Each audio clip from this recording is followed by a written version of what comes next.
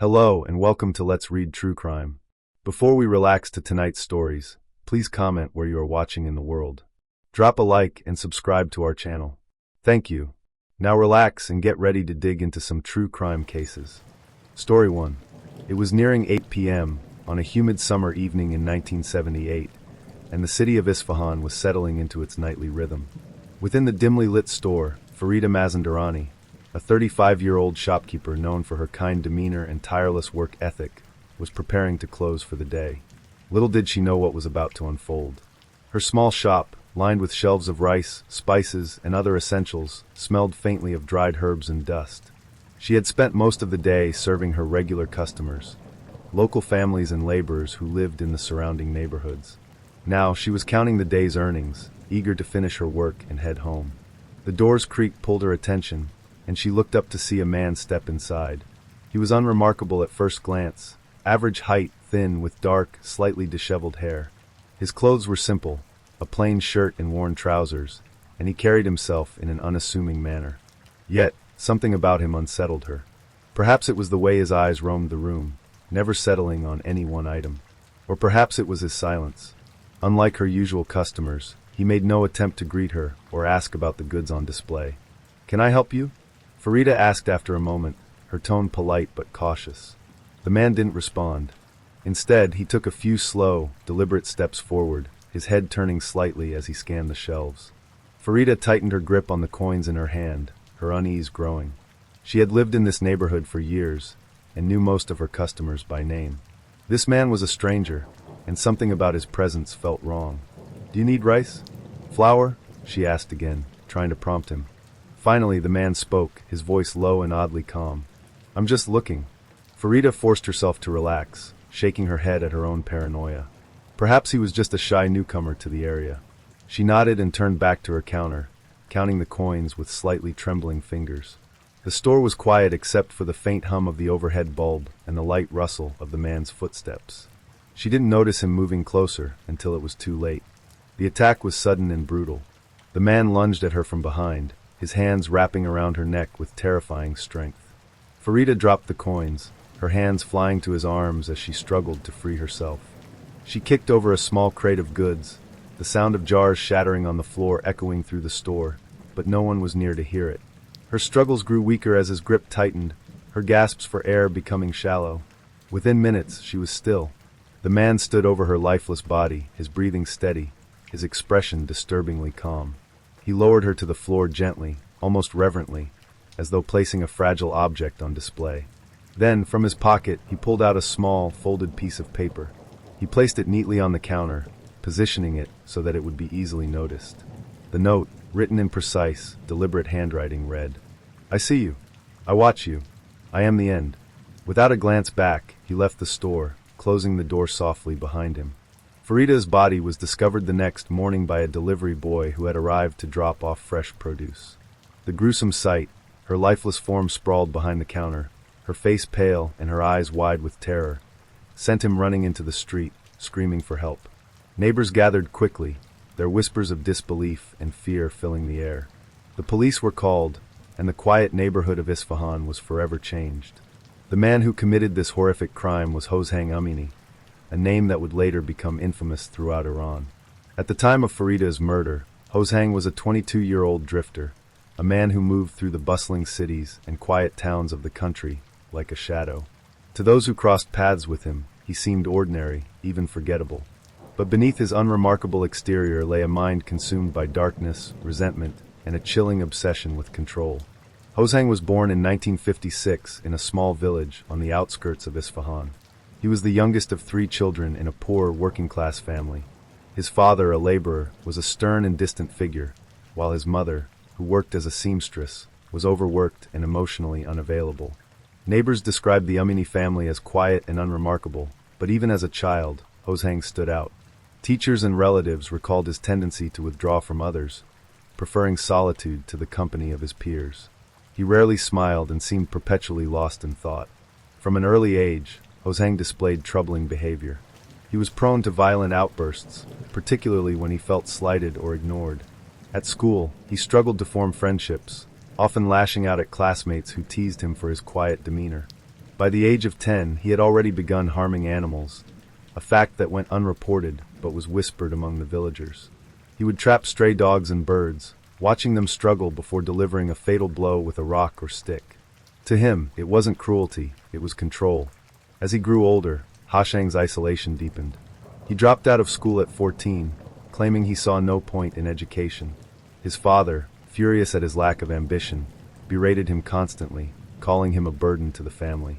Hozhang responded by withdrawing further, spending his days wandering aimlessly through the countryside or sitting silently in the corner of their small home. By the time he was 18, he had left the village entirely, severing ties with his family and moving to Tehran in search of work. Life in Tehran proved no easier. Hozhang drifted from one menial job to another, never staying in one place for long.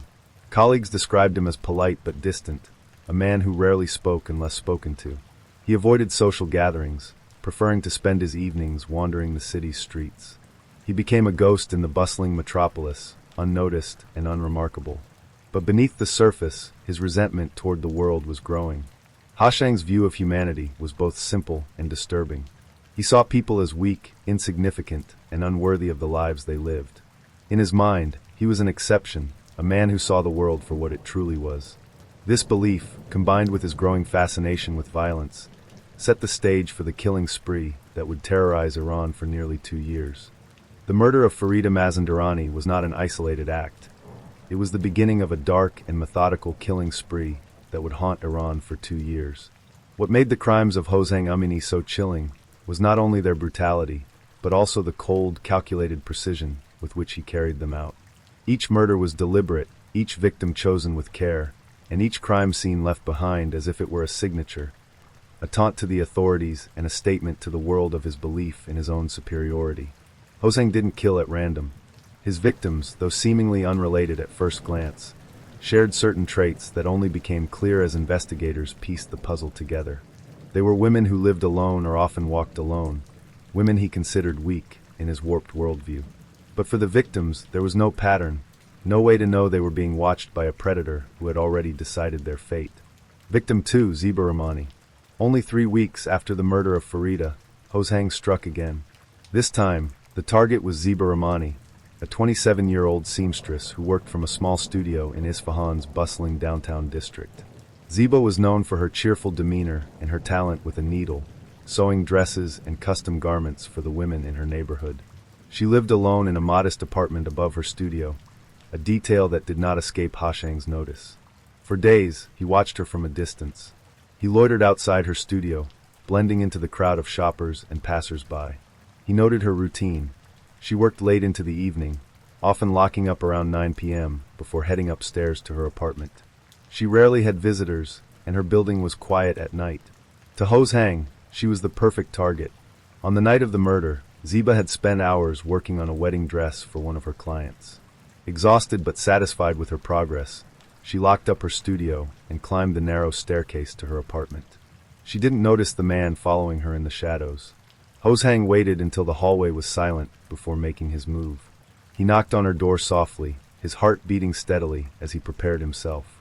When Ziba opened the door, confused but unalarmed, he lunged at her. The struggle was brief but violent. Hozhang forced her to the ground, his hands tightening around her neck as she clawed at him, gasping for air. Her screams were muffled, her neighbors oblivious to the horror unfolding just a few feet away. When it was over, he calmly placed one of his now infamous handwritten notes on her kitchen table. The same message, written in the same neat script as before. I see you.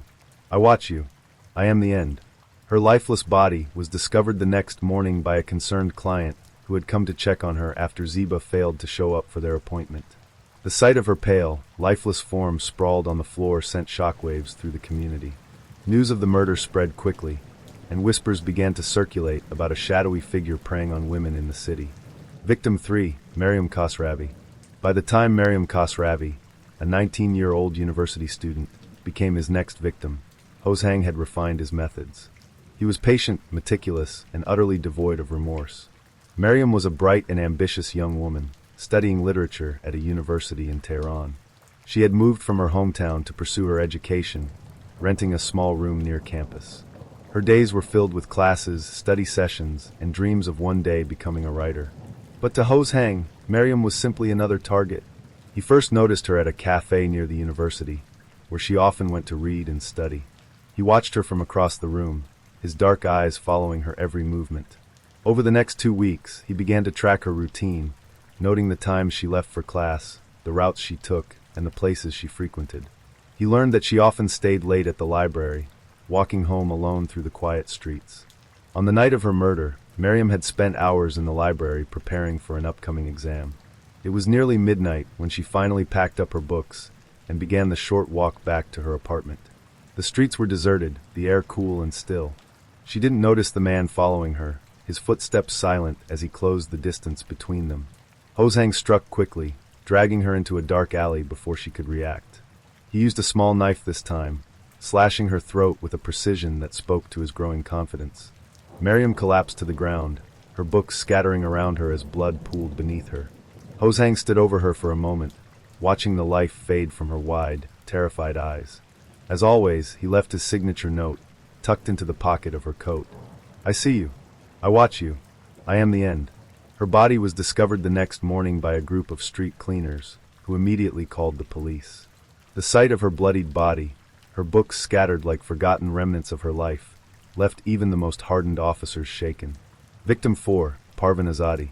By now, the pattern was becoming clear, though the authorities were still struggling to put the pieces together. Parvin Azadi, a 40-year-old schoolteacher, was Hashang's next victim. Unlike his previous targets, Parvin was older, a woman who had dedicated her life to educating the children of her community. She was respected and beloved, known for her kindness and her no-nonsense attitude. Parvin lived in a small house on the outskirts of her village, a short distance from the school where she worked. Hozhang had passed through the village while hitchhiking and noticed her one afternoon as she walked home. Something about her caught his attention, and he decided to stay in the area, watching her from a distance and learning her routine. On the night of her murder, Parvin was preparing for bed when she heard a knock at her door. Thinking it might be a neighbor in need of help, she opened it without hesitation. Hozhang pushed his way inside, his knife already drawn. Parvin fought back fiercely, but she was no match for his strength and determination. He stabbed her repeatedly, his attacks brutal and unrelenting. When he was done, he left his note on her kitchen table, just as he had done before. The message remained the same, a chilling reminder of his growing arrogance. "I see you. I watch you. I am the end." Her body was discovered the next morning by a colleague who had come to check on her after she failed to show up for work. The entire village was thrown into mourning, their grief overshadowed by a growing fear that the killer could strike again. With each murder, the terror in the community grew. Women began to avoid walking alone, especially at night. Husbands, fathers, and brothers became more protective, escorting their loved ones wherever they went. Yet, despite their precautions, the killer remained elusive. He was like a ghost, unseen, untraceable, and impossible to predict. What made Hozhang so dangerous was his ability to blend in. He was ordinary, forgettable, the kind of man you might pass on the street without a second glance. This anonymity allowed him to move through cities and villages undetected, watching his victims, learning their routines, and striking when they least expected it. The police, meanwhile, were under immense pressure to catch the killer. The notes he left behind were their only clues, but they offered little insight into his identity. Handwriting analysis confirmed that all the notes were written by the same person, but the investigators were no closer to identifying him. Witnesses described him as quiet, thin, and unremarkable, a description so vague it could have applied to dozens of men in the area. The routine was becoming second nature to Hozhang Amini now. Each murder brought him a sense of validation, as though he were proving some unspoken point to the world, a world that he believed had wronged him, ignored him, and treated him as insignificant. Hozhang saw himself as a force of reckoning, a predator who chose his prey with meticulous care. With each life he took, he grew bolder, more confident, and more detached from any semblance of humanity. By the time he committed his fifth murder, the authorities were beginning to suspect that they were dealing with a serial killer, though the term was not commonly used in Iran at the time. The chilling notes left at the scenes had become his signature, and whispers of the man who watches began to spread through the streets. Women were growing increasingly afraid, changing their routines, and taking precautions to avoid walking alone. But for Hozhang, this only added to the thrill. He didn't just kill for power, he fed off the fear he created. Victim 5, Roya Kamali. Roya Kamali was 22 years old, a recent university graduate who had just started her first job as a clerk at a local government office in Tehran. She was vibrant, ambitious, and full of dreams. Her family described her as the kind of person who lit up a room, always smiling and eager to help others. But to Ho's Hang, she was just another target. Roya first caught his attention at a bus stop near her office. She often worked late, leaving the building around 8 p.m., and taking the same bus home every evening. Hozhang watched her from the shadows for days, observing her routine, noting the streets she walked and the places she frequented. He learned that she lived in a small apartment on the second floor of a quiet building, with no roommates and no close neighbors. On the night of her murder, Roya had stayed late at work to finish a report. She boarded her usual bus, unaware that Hozhang was following close behind in the back, his dark eyes fixed on her. When she got off at her stop, he stayed a few steps behind, maintaining his distance but never losing sight of her. The streets were quiet, the soft hum of distant traffic the only sound. As Roya reached the entrance to her building, she paused to search for her keys in her bag. It was then that Hozhang struck. He grabbed her from behind, dragging her into the narrow alley beside the building. Roya screamed, her voice echoing in the empty street, but there was no one around to hear her. Hozhang pressed a hand over her mouth, silencing her cries, and pulled out a knife. The attack was swift and brutal. Roya fought back fiercely, scratching and kicking, but Hozhang was relentless. He plunged the knife into her chest, the blade piercing her heart. She collapsed to the ground, her blood pooling on the pavement as her body spasmed one final time.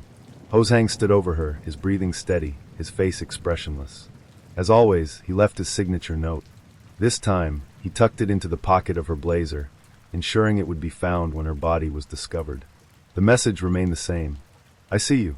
I watch you. I am the end. Roya's body was discovered the next morning by a delivery worker, who noticed the trail of blood leading into the alley. Her murder sent shockwaves through the community, and the media began to report on the unsettling pattern of killings.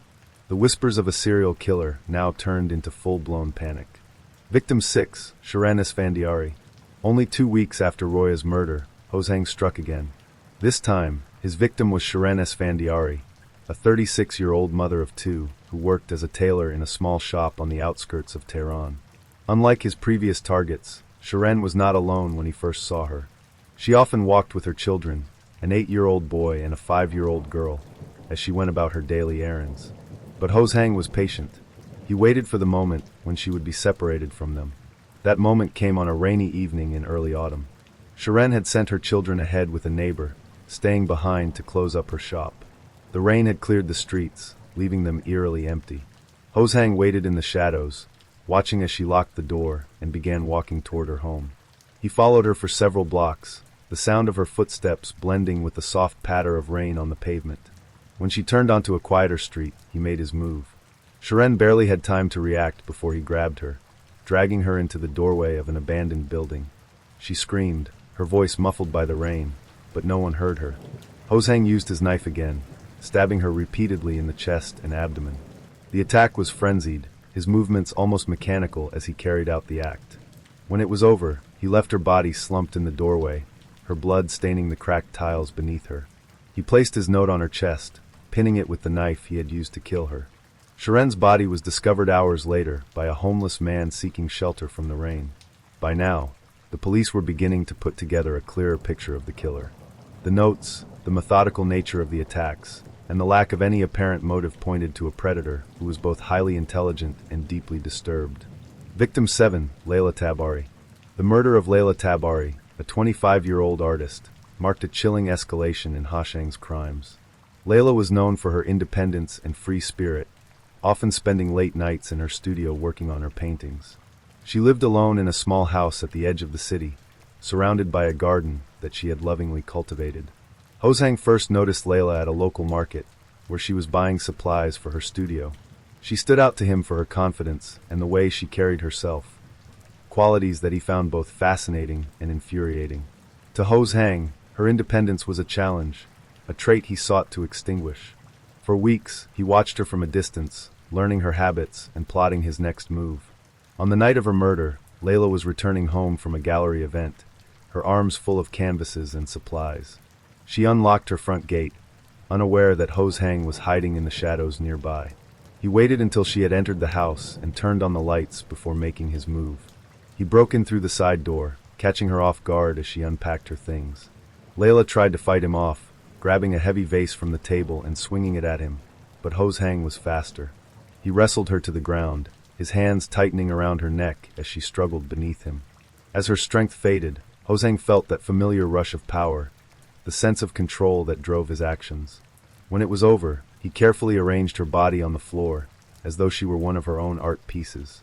He placed his note on her easel, propped up against an unfinished painting. The message, once again, was the same. I see you. I watch you. I am the end. Layla's body was discovered the next morning by a friend who had come to check on her after she failed to return their calls. The sight of her lifeless form, surrounded by her unfinished artwork, left the community reeling. By the time Hosang had claimed his seventh victim, the police were beginning to see a clearer pattern in his actions. The victims were all women, most of them living alone or working late hours. The killer seemed to strike in moments of vulnerability, targeting those who were isolated and unlikely to be missed until morning. His notes, each one bearing the same chilling message, revealed a mind obsessed with control and dominance. But despite the growing evidence, the police were no closer to identifying the man behind the murders. Witnesses described him as unremarkable, a man who blended into the background and left no trace. The fear in the community grew with each passing day, as women altered their routines and families took extra precautions to protect their loved ones. And yet, Hosang remained one step ahead. To him, the mounting fear and the frantic efforts of the police only added to the thrill. He believed he was untouchable, a predator who could move through the city unseen and strike whenever he pleased. But even as his confidence grew, so too did the determination of the investigators who were closing in on him. By the time Layla Tabari's body was discovered, the city of Tehran was gripped by fear. 7 women had been brutally murdered in a span of less than a year, and the killer showed no signs of stopping. The media dubbed him the Watcher after the cryptic notes he left at each crime scene. The public's anxiety grew with each passing day, particularly as it became clear that the police were struggling to catch the man responsible. Women changed their routines, avoided walking alone, and locked their doors the moment they arrived home. Fathers, brothers, and husbands began escorting their loved ones everywhere. But even these precautions weren't enough to dispel the growing sense of dread. The police, under immense pressure from the public and the government, began to dedicate more resources to catching the killer. The case was assigned to a special task force led by Detective Farhad Qasimi, a seasoned investigator with the Tehran Police Department known for his tenacity and sharp instincts. Qasimi had spent over 2 decades working homicide cases, and his unrelenting pursuit of justice had earned him both respect and fear within the department. But even he admitted that this case would be one of the most challenging of his career. Detective Qasimi was a man who carried himself with quiet authority. In his late 40s, with graying temples and piercing dark eyes, he had a reputation for being methodical, patient, and unflinchingly logical. He approached every case with the same mantra: every killer makes a mistake. You just have to find it. But as he reviewed the details of the murders attributed to the Watcher, he realized this killer was unlike any he had encountered before. The notes were what troubled Qasimi the most. They weren't just taunts, they were calculated statements, each word chosen carefully. The killer wasn't acting out of pure rage or impulse. He was methodical, deliberate, and eerily calm. The consistency of the handwriting proved that the same person was behind all 7 murders, but beyond that, the notes offered little in terms of actionable evidence. This isn't some madman scribbling nonsense, Qasimi told his team during one of their first briefings on the case. This is someone who wants us to know he's in control. He's watching us just as much as he watches his victims. To help him crack the case, Detective Qasimi assembled a team of some of the department's best investigators. Lieutenant Roya Barami, a rising star in the department, Lieutenant Barami was one of the few women in Tehran's homicide division. She was sharp, detail-oriented, and deeply empathetic, which made her particularly effective at working with the families of the victims. Barami's insights into the victims' lives often provided critical leads that others might overlook. Officer Armin Shirazi, a young but highly skilled forensic analyst, Shirazi had recently returned from training abroad and was eager to prove himself. His meticulous approach to analyzing crime scenes and evidence quickly earned him a place on Qasimi's team. Shirazi was particularly focused on the notes, believing that the paper or ink might hold a clue to the killer's identity. Sergeant Hossein Rahmani, a veteran of the force and Qasemi's trusted right-hand man, Rahmani was known for his ability to connect with informants and gather intelligence from Tehran's underworld. He worked tirelessly to identify witnesses who might have seen or heard something unusual in the areas where the murders occurred. The task force, dubbed Operation Silent Shadow, worked out of a dedicated office within the Tehran police headquarters. Maps of the city were pinned to the walls, with red markers indicating the locations of each murder.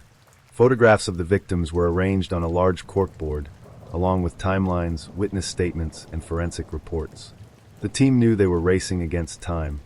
If the killer wasn't caught soon, more lives would undoubtedly be lost. One of the first steps in the investigation was to revisit each of the crime scenes, searching for any overlooked clues that might point to the killer. Detective Qasemi and his team pored over the reports, photographs, and forensic evidence, looking for patterns or connections that might provide a breakthrough. The first crime scene was revisited by Lieutenant Barami, who interviewed several of Farida's regular customers and neighbors. Most described her as kind-hearted and hard-working, with no known enemies. However, one witness reported seeing a thin, quiet man loitering near the store in the days leading up to her murder. The description was vague, but it was consistent with other witness accounts from later crime scenes. Ziba Rahmani's apartment. Officer Shirazi focused on the note left at this scene, analyzing the paper and ink for any distinguishing characteristics. He determined that the paper came from a common type of notebook sold in local markets, but he was able to narrow down the brand based on its weight and texture. The ink, however, was more difficult to trace, as it was standard ballpoint pen ink with no unique properties. Mariam Khosravi's alleyway. This was one of the few outdoor crime scenes, which made gathering evidence more challenging.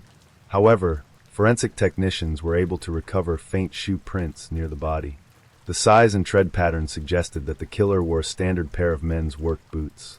Again, a common item that offered little in terms of narrowing the suspect pool. Layla Tabari's studio.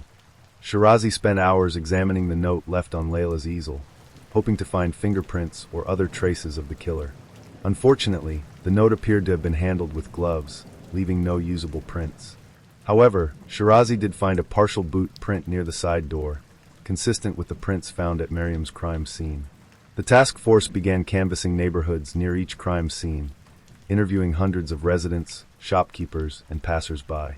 While most had seen nothing unusual, a few witnesses provided descriptions of a man who matched the killer's profile: medium build, thin, with dark hair and a quiet demeanor.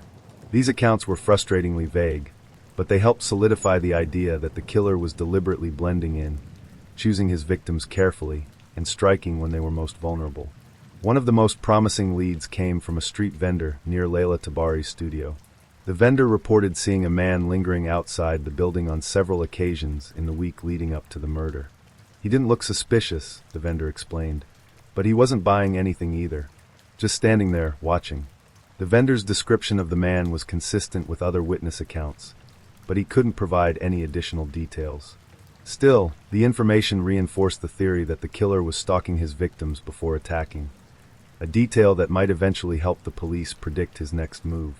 The notes left at each crime scene became a central focus of the investigation.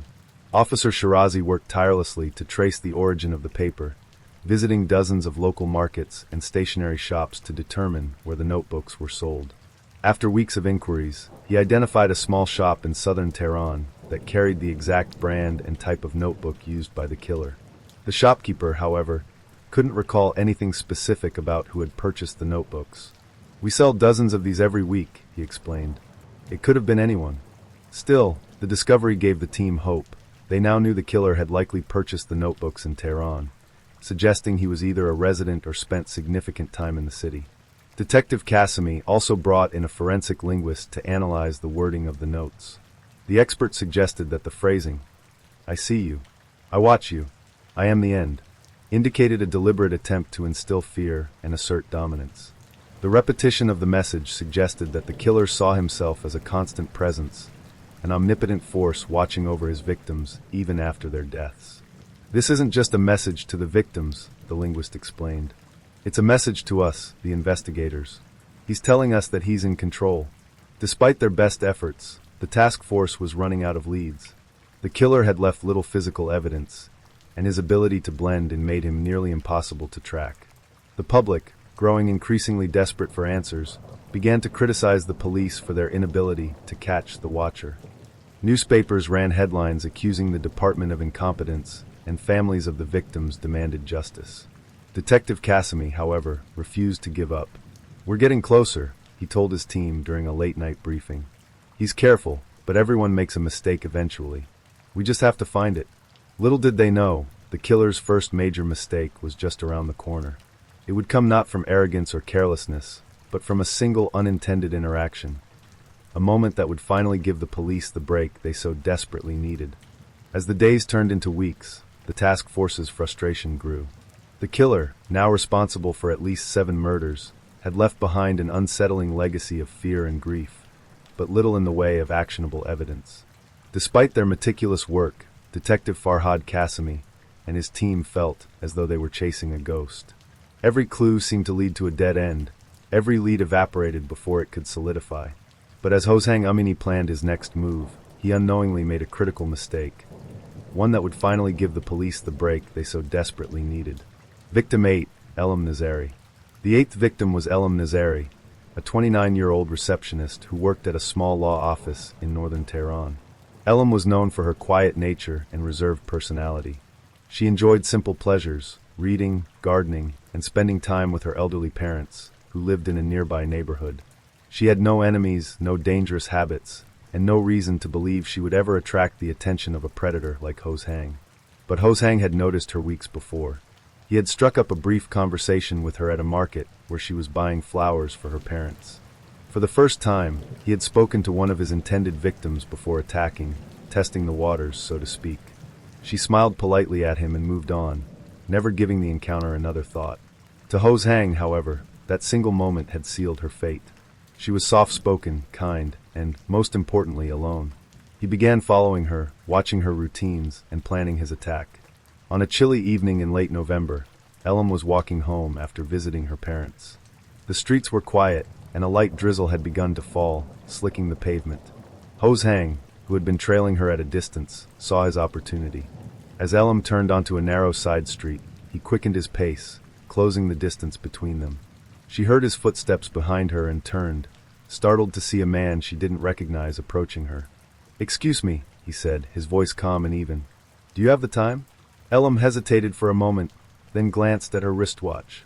"It's almost 9 o'clock, she replied cautiously, taking a small step back. Before she could react further, Hosang lunged at her, dragging her into a darkened doorway. The struggle was brief but brutal. Elam screamed, her voice echoing off the nearby walls, but there was no one around to help. Hosang stabbed her repeatedly, his movements quick and efficient. When she stopped struggling, he let her body collapse to the ground. As always, he left his signature note, placing it carefully on her chest. But this time, he made a critical error. In his haste to leave the scene, he dropped something, a small, folded bus ticket tucked into the pocket of his jacket. It fell to the ground unnoticed, landing just inches from Elam's body. Early the next morning, the police were called to the scene by a passerby who had discovered Elam's body. Lieutenant Roya Barami, one of the first officers on site, immediately noticed the folded piece of paper lying near the victim. She assumed it was another one of the killer's cryptic notes, but as she unfolded it, she realized it was something entirely different. A bus ticket from a local transit line, purchased the previous evening. The ticket was dated and time-stamped, indicating it had been purchased shortly before the murder. Officer Armin Shirazi, the forensic analyst, examined the ticket carefully, searching for any fingerprints or DNA. The surface was smudged, making it difficult to lift a clear print, but the ticket itself provided a crucial lead. If they could trace the purchase, they might finally be able to get a description of the killer. Detective Cassimy wasted no time. He contacted the bus company and requested access to their records, as well as any surveillance footage from the station where the ticket had been purchased. It took several hours to sift through the video, but eventually they found what they were looking for: grainy footage of a man at a ticket counter, purchasing a ticket that matched the one found at the crime scene. The footage wasn't perfect. The man's face was partially obscured by a hood, but it was the first concrete image of the suspect in the case. Cassimy and his team studied the video obsessively, noting the man's build, clothing, and movements. While it wasn't enough to identify him outright, it was a start. "This is the first mistake he's made," Cassimy told his team. "He's careful, but he's not infallible. This is how we'll catch him." Armed with the footage, the task force began piecing together a more detailed profile of the killer. They knew he was methodical, intelligent, and highly organized. He planned his attacks carefully, stalking his victims for days or even weeks before striking. He chose women who were alone, vulnerable, and unlikely to fight back effectively. But the bus ticket provided a new piece of the puzzle.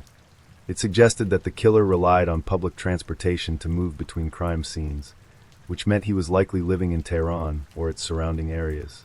The team also revisited the witness accounts from previous crime scenes, comparing them to the man seen in the surveillance footage. While no one could positively identify him, the descriptions were consistent with the image: medium height, thin build, dark hair, and a quiet demeanor. It wasn't much, but it was enough to narrow their focus. Over the next several weeks, the task force worked tirelessly to track down the killer. They distributed the surveillance footage to bus stations, markets, and other public places, hoping someone would recognize the man in the video. They also began conducting undercover surveillance near areas where the previous murders had occurred, hoping to catch him in the act of stalking his next victim. At the same time, Detective Cassimy increased the pressure on his network of informants. He instructed Sergeant Hossein Rahmani to visit Tehran's underworld, questioning anyone who might have information about a man matching the killer's description. Rahmani's efforts paid off when a former petty thief mentioned seeing a man lurking near the site of one of the earlier murders.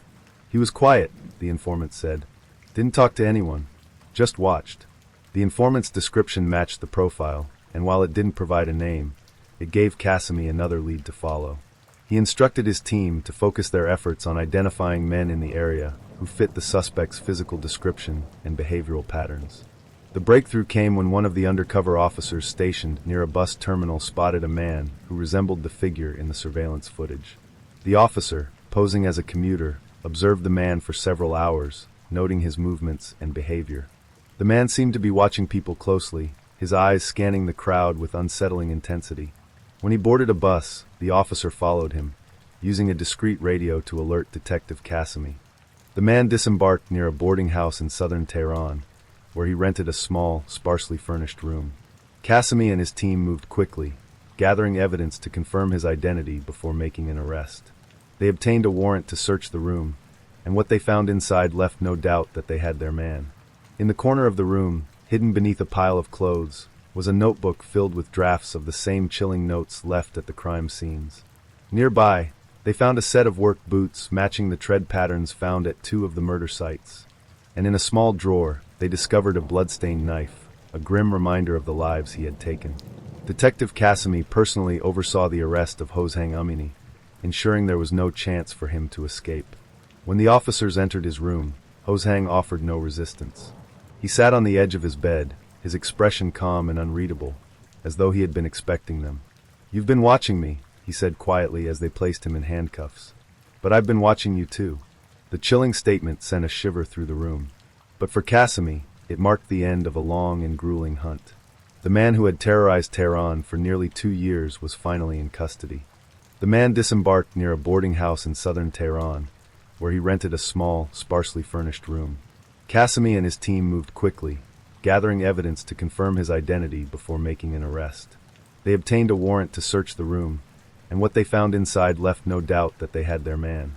In the corner of the room, hidden beneath a pile of clothes, was a notebook filled with drafts of the same chilling notes left at the crime scenes. Nearby, they found a set of work boots matching the tread patterns found at 2 of the murder sites. And in a small drawer, they discovered a blood-stained knife, a grim reminder of the lives he had taken. Detective Cassimy personally oversaw the arrest of Hossein Amini, ensuring there was no chance for him to escape. When the officers entered his room, Hossein offered no resistance. He sat on the edge of his bed, his expression calm and unreadable, as though he had been expecting them. "You've been watching me," he said quietly as they placed him in handcuffs. "But I've been watching you too." The chilling statement sent a shiver through the room. But for Cassimy, it marked the end of a long and grueling hunt. The man who had terrorized Tehran for nearly 2 years was finally in custody. The arrest of Hossein Amini sent shockwaves through Tehran. The man who had terrorized the city for 2 years and left a trail of fear and devastation, was finally in custody. But for Detective Farhad Qasimi and his team, the work was far from over. They needed a confession. They needed to connect him definitively to all the murders. And most importantly, they needed answers to the questions that had haunted them for months. Why did he kill? What drove him to commit such horrific acts? Hozhang was taken to the Tehran police headquarters, where he was placed in an interrogation room under constant surveillance. The room was stark and small, with a single table, 2 chairs, and a recording device sitting in the corner. A bright overhead light cast sharp shadows over his thin, unremarkable face. He sat in silence, his hands cuffed in front of him, his expression blank. Despite the circumstances, there was an eerie calm about him, as though he were in control. Detective Qasimi and Lieutenant Roya Barami prepared carefully before entering the room. They had reviewed every detail of the case, every piece of evidence, and every note the killer had left behind. They knew they were dealing with a man who thrived on control, a man who believed himself to be superior to those around him. Their strategy was simple: break him down slowly, chip away at the mask he wore, and force him to confront the weight of his crimes. The first few hours of questioning yielded little. Hozhang barely spoke, answering most questions with vague, dismissive responses or sitting in silence. When Qasimi asked him directly about the murders, he tilted his head slightly, as though considering the question, but said nothing. "Do you recognize this?" Qasimi asked, placing one of the notes found at a crime scene on the table. Hozhang glanced at it briefly, but didn't respond. "We know it's yours," Barami said, her voice firm but calm. "We found the notebook in your room. The handwriting matches. The paper matches. Why did you write it? What does it mean?" For the first time, a flicker of emotion crossed Hashang's face, a faint smirk that disappeared as quickly as it came. "You wouldn't understand," he said quietly, his voice barely audible. "Try me," Qasimi pressed, leaning forward. "Help us understand. Why did you kill these women? What were you trying to prove?" Hashang's eyes met Qasimi's for a brief moment, and the room felt heavy with tension. But he said nothing more, retreating back into silence. The next morning, Qasimi returned to the interrogation room, determined to break through Hashang's defenses. This time, he brought with him photographs of the victims, images taken both during their lives and at the crime scenes. He laid them out on the table, one by one, watching Hashang's reaction closely. "Do you know who these women are?" Qasimi asked, his voice steady. "These are the lives you took. Farida Mazandarani, Ziba Rahmani, Mariam Khosravi. Each of them had families, friends, people who loved them. You didn't just kill them, you destroyed entire worlds." Hashang's gaze flickered over the photographs, but his face remained impassive. He didn't look away, but neither did he show any signs of remorse. "What did they do to deserve this?" Lieutenant Barami asked, her tone sharper now. "Why them? What gave you the right to decide who lives and who dies?" At that, Hozhang let out a small, humorless laugh. "Deserve," he repeated, his voice cold and detached. "They didn't deserve anything. None of them did. They were insignificant. Like insects." Barami's jaw tightened, but she held her composure. "Insignificant? Is that what you think of people? That their lives mean nothing?" Hozhang leaned back in his chair, his thin frame casting a long shadow on the wall behind him. "You wouldn't understand," he said again, his tone almost mocking. "But I see things differently. People, they're weak. They go about their lives, pretending their little routines matter. But in the end, they're all the same. Fragile. Disposable." Qasimi exchanged a glance with Barami, his expression unreadable. They were finally getting a glimpse into the mind of the killer, a mind that viewed the world with a chilling lack of empathy. On the third day of questioning, Qasimi decided to change tactics. Instead of focusing on the crimes, he directed the conversation toward Hashang's life, his childhood, his family, and his experiences. At first, Hozhang was resistant, brushing off the questions with curt responses. But as the hours wore on, he began to talk. Slowly, hesitantly, he revealed fragments of his past. He spoke of his father, a harsh and demanding man who had never shown him affection. He spoke of his mother, who had been kind but distant, too overwhelmed by her own struggles to pay much attention to him. He spoke of his isolation as a child, his inability to connect with others, and his growing resentment toward the world around him. "It's always been the same," he said, his voice soft but filled with bitterness. "People look at me, but they don't see me. They ignore me, dismiss me like I don't exist. But I made them see me. I made them remember me. And you think killing these women was the way to do that?" Barami asked, her voice tinged with disbelief. Hozhang nodded slowly. They were symbols of everything wrong with the world. Their lives didn't matter. But their deaths mattered. Because I made it so. For the first time, he began to describe the murders in detail. He spoke of how he chose his victims, how he followed them, and how he planned each attack. He described the satisfaction he felt as he carried out the killings, the sense of power and control that consumed him in those moments. I wasn't just killing them, he said, his voice eerily calm. I was erasing them, like they never existed. Hashang's confession, combined with the evidence collected from his room, was enough to charge him with all 8 murders.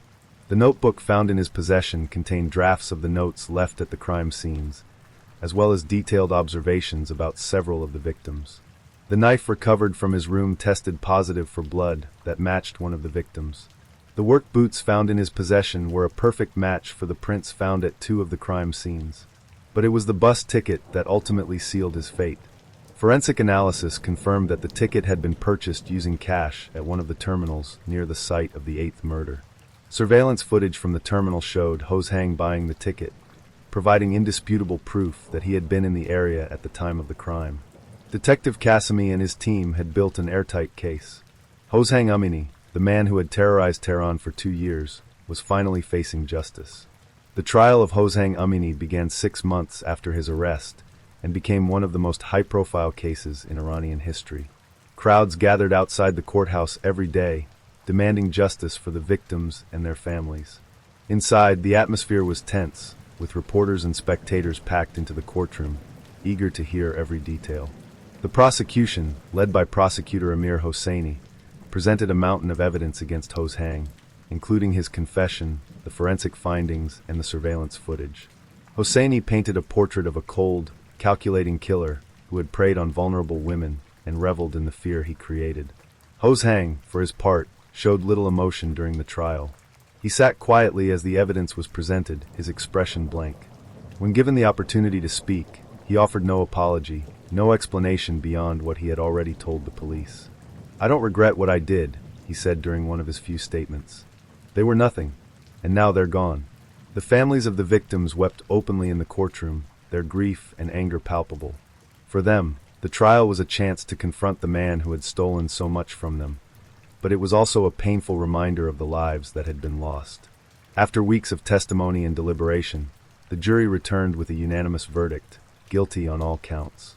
Hozhang Umini was sentenced to death, a punishment that many believed was the only fitting end for a man who had caused so much pain and suffering. As he was led out of the courtroom, reporters shouted questions at him, asking if he had any final words. He paused for a moment, glancing back at the crowd with that same unsettling calm. "You'll remember me," he said simply, before being escorted away. The capture and conviction of Hozhang Umini brought a sense of closure to the city of Tehran, but the scars he left behind would never fully heal. For the families of the victims, his death could never replace the loved ones they had lost. But Detective Kasumi and his team took solace in knowing that they had stopped a monster, ensuring that he could never harm another innocent soul. Story 2. Between 1999 and 2003, Yang Xinhai embarked on a killing spree so horrifying that it would shake even the most stoic of police investigators. His crimes claimed the lives of 67 people, but they were not crimes of passion, nor were they motivated by greed. Yang's murders were calculated acts of violence, committed with chilling indifference. He killed entire families, men, women, children, and the elderly, leaving behind scenes of unimaginable carnage. His weapon of choice was often whatever was at hand: hammers, axes, shovels. His motive? Pure domination. He killed because he wanted to, because he could, and because he believed that life, especially the lives of others, was meaningless. Yang Xinhai was born on July 29, 1968, in a small village in Zhengyang County, Hunan Province. He was the youngest of 4 children in a family that, like most in the area, lived in grinding poverty.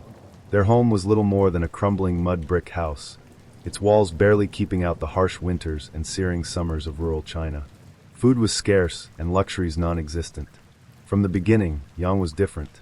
He was quiet and withdrawn, a child who seemed to exist on the periphery of life.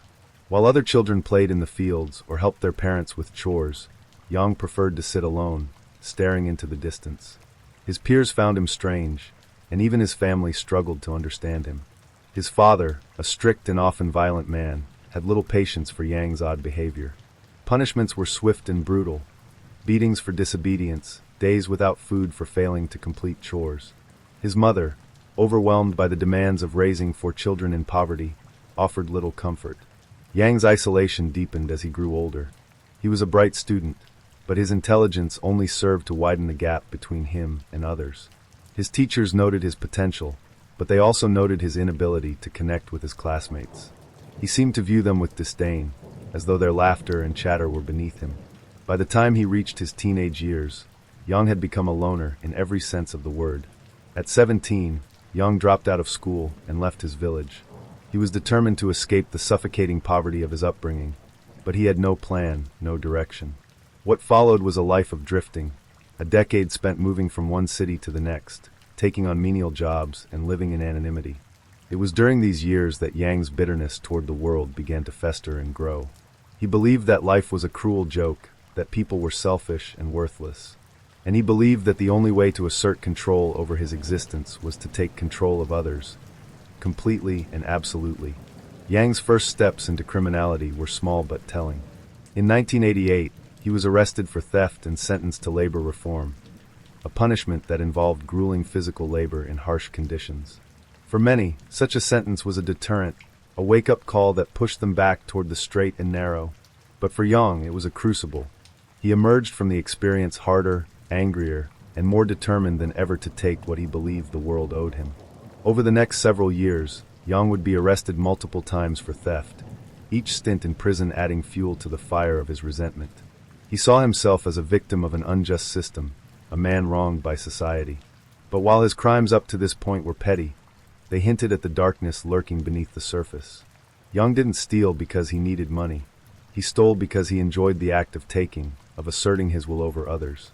By the time he was released from his final prison sentence in 1999, the seeds of violence had fully taken root. Yang returned to the countryside, but he was no longer the quiet, withdrawn boy from Hunan. He was a man consumed by anger, bitterness, and a desire for control. And it was in the quiet, unsuspecting villages of rural China that he would finally unleash the full extent of his rage. By 2001, Yang had killed dozens of people across multiple provinces, but the police were slow to connect the murders. China's vast size and the isolation of its rural communities worked in his favor. Each attack was treated as an isolated incident, a tragic but singular occurrence. It wasn't until investigators began to compare notes that they realized they were dealing with a serial killer. The pattern was unmistakable. Homes invaded at night, families slaughtered with blunt or sharp instruments, and no valuables stolen. The level of violence was extreme, suggesting a killer who took pleasure in the act itself. But beyond that, there was little for investigators to go on. Yang left no fingerprints, no DNA, no witnesses. He moved like a ghost, disappearing into the night before anyone could realize what had happened. As word of the killings began to spread, fear gripped the countryside. Villagers, who had once left their doors unlocked, now bolted them tight at night. Families took turns keeping watch, armed with whatever weapons they could find. But even these precautions weren't enough to stop Yang. His ability to blend in, to move unnoticed among the people he would later kill, made him nearly impossible to track. For Yang, the fear he created was part of the thrill. He didn't just kill to satisfy his own dark urges. He killed to assert dominance over a world he believed had wronged him. In his mind, he was not just a man, he was a force of nature, unstoppable and unrelenting. Victim 23, the Liu family. On the night of November 3, 2002, Yang struck again, this time in Hunan province. The Liu family, consisting of 52-year-old Liu Fong, his 2 teenage daughters, and his elderly mother, lived in a ramshackle house on the outskirts of their village. They were poor, their home barely standing, but they were close-knit and happy in their modest lives. Yang broke into their home in the early hours of the morning, carrying a hammer and a knife. Liu Fong was the first to die, his skull crushed by repeated blows. The daughters, aged 16 and 13, were killed next, their screams silenced by the blade of Yang's knife.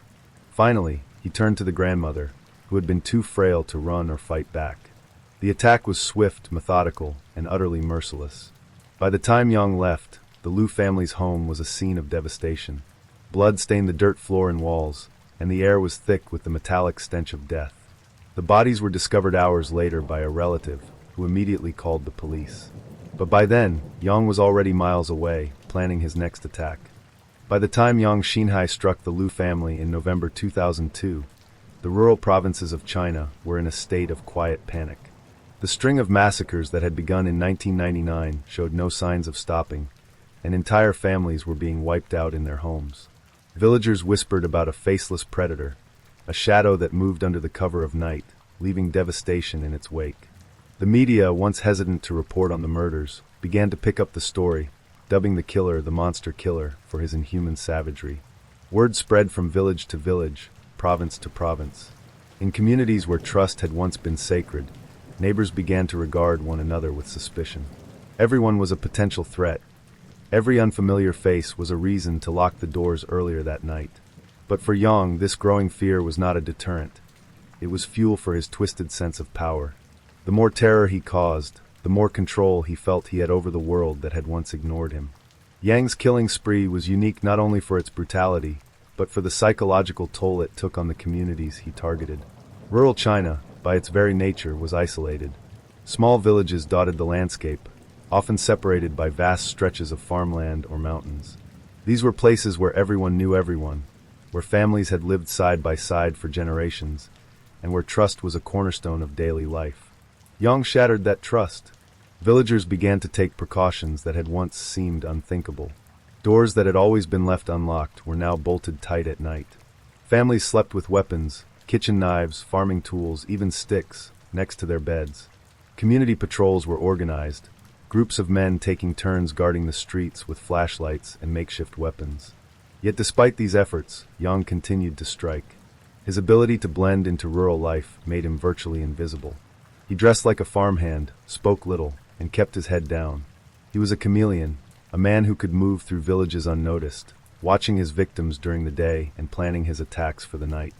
He would leave no trace of his presence other than the carnage he unleashed. By early 2002, investigators had begun to suspect that the killings across Hunan, Anhui, Shandong, and other provinces were connected. The similarities were undeniable. Entire families killed in their homes. Blunt force trauma as the primary cause of death, often inflicted with stolen hammers or axes. No theft, no personal grievances, no apparent motive. The killer striking at night, leaving no witnesses alive. But knowing there was a serial killer and catching him were two entirely different matters. China's vast countryside provided Yang with the perfect hunting ground. The villages he targeted were often hours away from the nearest police station, and by the time authorities arrived at a crime scene, Yang was already long gone. The lack of modern forensic technology in these rural areas also worked in Yang's favor. Investigators struggled to collect evidence, and what little they did collect, such as fingerprints or shoe prints, was often inconclusive. Moreover, Yang's ability to move freely between provinces made it difficult for local police forces to coordinate their efforts. One of Yang's most horrifying attacks occurred in April 2002, when he targeted the Ma family in Hebei province. The Ma family consisted of Ma Zhong, a 48-year-old farmer, his wife, Xiao Yin, their teenage son, Wei, and Ma Zhong's elderly father, who was bedridden. The Ma family lived on the outskirts of their village, their modest home surrounded by fields of wheat. Like many families, they had heard whispers about the monster killer, but they believed their village was too small and too remote to attract his attention. They were wrong. Yang spent the day before the attack observing the family from a distance. He watched as Ma Zhong worked in the fields, as Xiao Yin tended to the animals, and as Wei helped his grandfather with his meals. Yang noted the layout of their home, the location of the doors and windows, and their nightly routines. At 2 a.m., Yang made his move. He entered the house through an unlocked back door, carrying a shovel he had stolen from a neighboring farm. The first to die was Ma Zhong, who had been sleeping closest to the door. Yang struck him repeatedly in the head, the sound of the blows muffled only by the soft, wet thud of metal meeting flesh. Xiao Yin woke to the noise, but before she could scream, Yang was on her. He swung the shovel with terrifying precision, her skull shattering under the force of the blow. Wei, hearing the commotion, ran into the room, but Yang killed him just as quickly. Finally, he turned to the elderly grandfather, who had been too frail to move from his bed. Yang ended his life with a single brutal strike. The Ma family's bodies were discovered later that morning by a neighbor who had come to borrow a tool. The sight that greeted him was one of unimaginable horror. Blood pooling on the dirt floor, the walls spattered with crimson, and the lifeless bodies of 4 people who had, hours earlier, been a family. The Ma family massacre sent shockwaves through the region. If the monster killer could strike in such a remote village, no one was safe. Fear began to spread like wildfire, and with it came paranoia. Villagers started accusing strangers of being the killer, and even longtime residents were not immune from suspicion. Anyone who behaved oddly or kept to themselves became a target of whispers and side glances. For Yang, this rising fear was intoxicating. He didn't just kill to satisfy his violent urges. He killed to dominate, to instill terror, to remind the world that he was in control. He thrived on the chaos he created, the way his actions rippled outward, leaving entire communities paralyzed by fear. But Yang, emboldened by his success, was growing careless. It was only a matter of time before he made a mistake, one that would finally bring his reign of terror to an end. By late 2002, Yang Xinhai's killing spree had reached such a scale that the authorities could no longer ignore the terrifying pattern unfolding across multiple provinces. Entire families had been wiped out in their homes, mothers, fathers, children, even the elderly, slaughtered in the dead of night by a man who seemed to vanish without a trace. He left no witnesses, no clear motive, and no trail to follow. He was a ghost, a predator who thrived in the chaos of China's sprawling, under-policed countryside.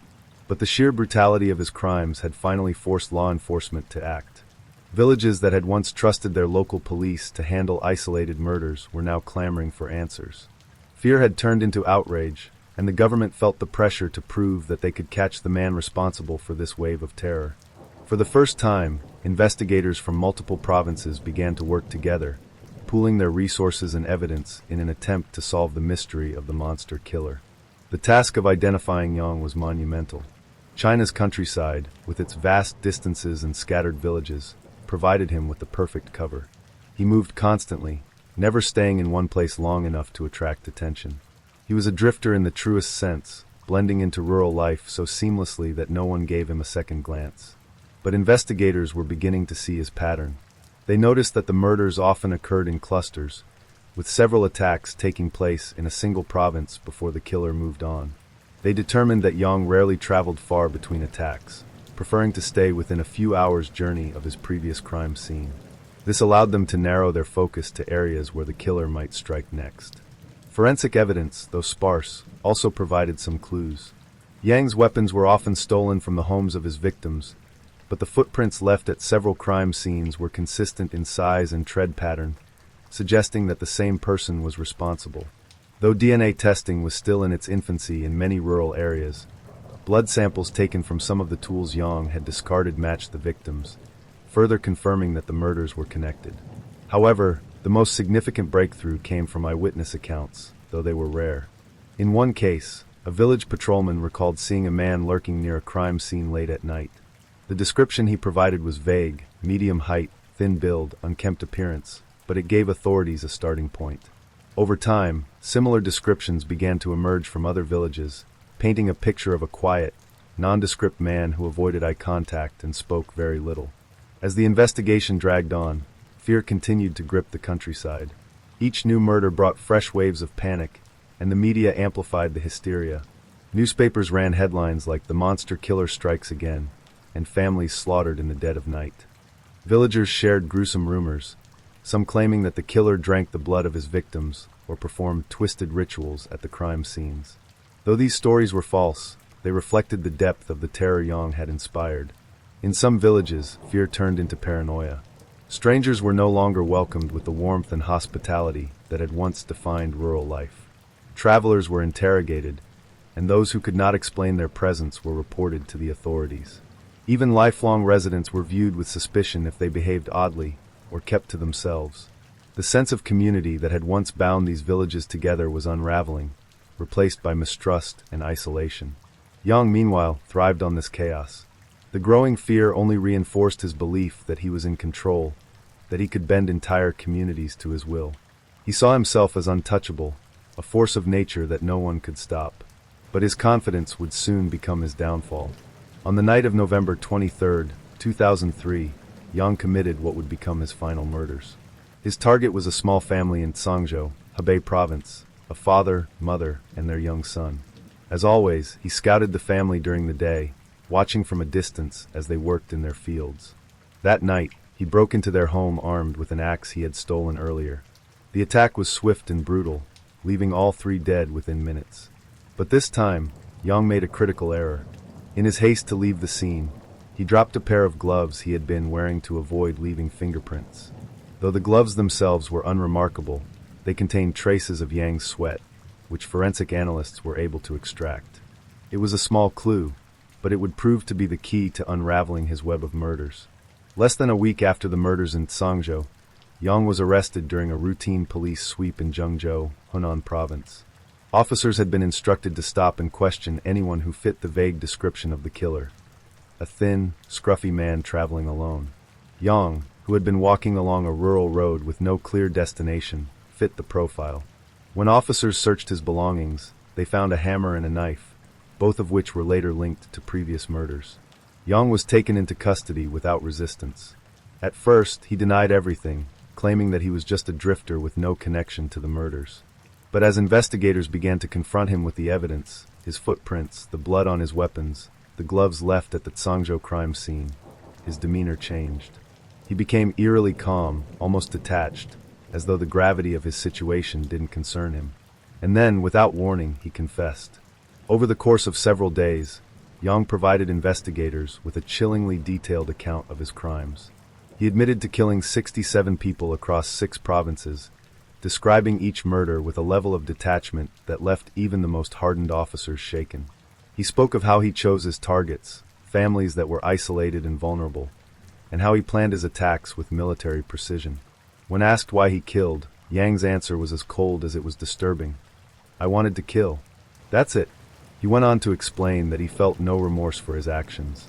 To him, life was meaningless, and the people he killed were nothing more than obstacles in his path. "They were insignificant," he said during one of his interrogations. "Killing them meant nothing to me. It was like stepping on ants." Yang also expressed a kind of perverse pride in his ability to evade capture for so long. "I was smarter than them," he said of the police. "They couldn't catch me because they didn't know how I thought." Yang's confession, though chilling, was not the only evidence against him. Investigators were able to link him to several crime scenes through forensic analysis, including bloodstains on his clothing that matched the DNA of his victims, shoe prints found at multiple crime scenes that matched the tread of his boots, the hammer and knife found in his possession, which bore traces of his victim's blood. Additionally, Yang's detailed descriptions of the murders included information that had never been made public, further solidifying his guilt. Yang Xinhai's trial began in early 2004 and lasted only a few weeks. The evidence against him was overwhelming, and his lack of remorse shocked both the court and the public. During the trial, Yang showed no emotion, even as the families of his victims wept and shouted at him from the gallery. When asked if he had anything to say in his defense, he simply replied, "I have nothing to say. They deserve to die." The court found Yang guilty of 67 counts of murder and sentenced him to death. The verdict was met with a mixture of relief and anger. For the families of the victims, no punishment could ever make up for the lives that had been taken, but Yang's execution offered a sense of closure. On February 14, 2004, Yang Xinhai was executed by firing squad in Hunan province. His death marked the end of one of the most horrifying chapters in modern Chinese history, but the scars he left behind would never fully heal.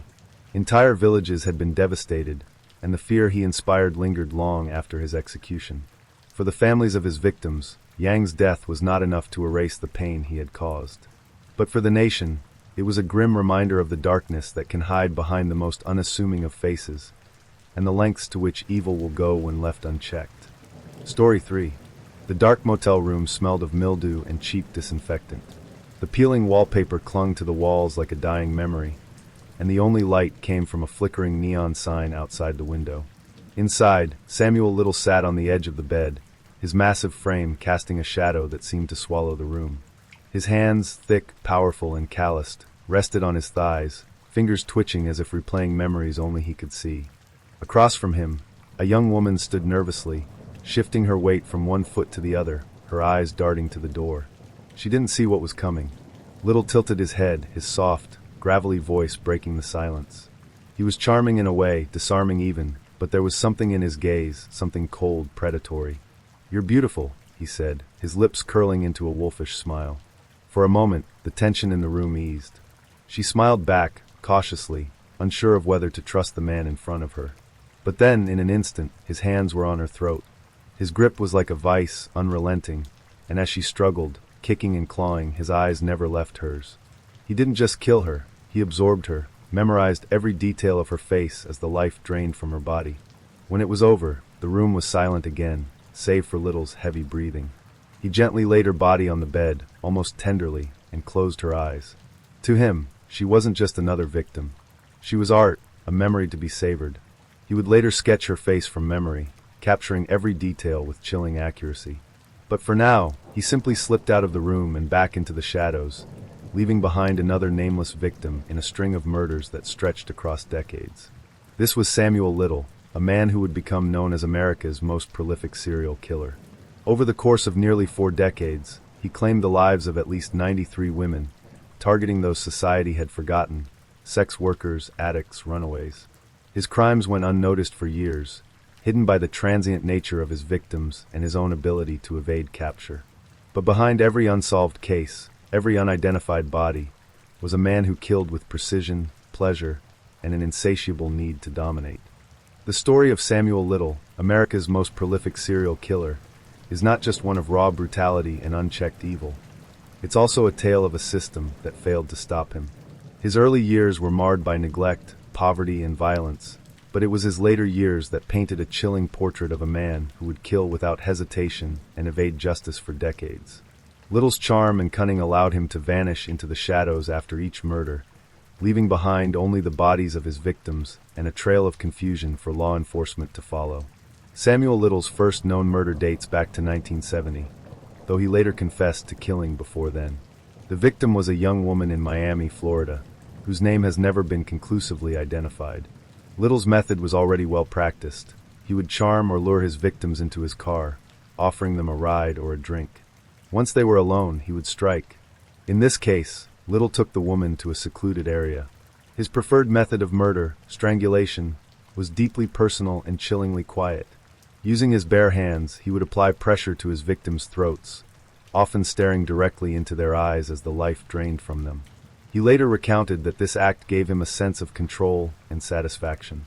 The woman's body was found days later, dumped in a remote area. Her cause of death was deemed strangulation, but without witnesses, forensic technology, or a suspect, the case went cold. It was the first of many times that Little would evade justice, leaving behind a nameless victim and a grieving family. Across the country, Little's murders followed a chillingly consistent pattern. Most of his victims were marginalized women, including sex workers, addicts, and runaways, women he believed no one would miss.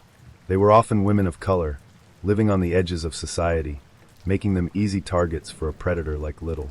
Each murder scene bore the hallmarks of his twisted ritual. Little would often take his victims to an isolated spot, whether it was a motel room, a wooded area, or the side of a desolate road. He sometimes engaged in conversation with them beforehand, disarming them with his charm. Then, when they least expected it, he would strike. Little's strength was overwhelming. At over 6 feet tall and weighing more than 200 pounds, he was capable of subduing his victims quickly.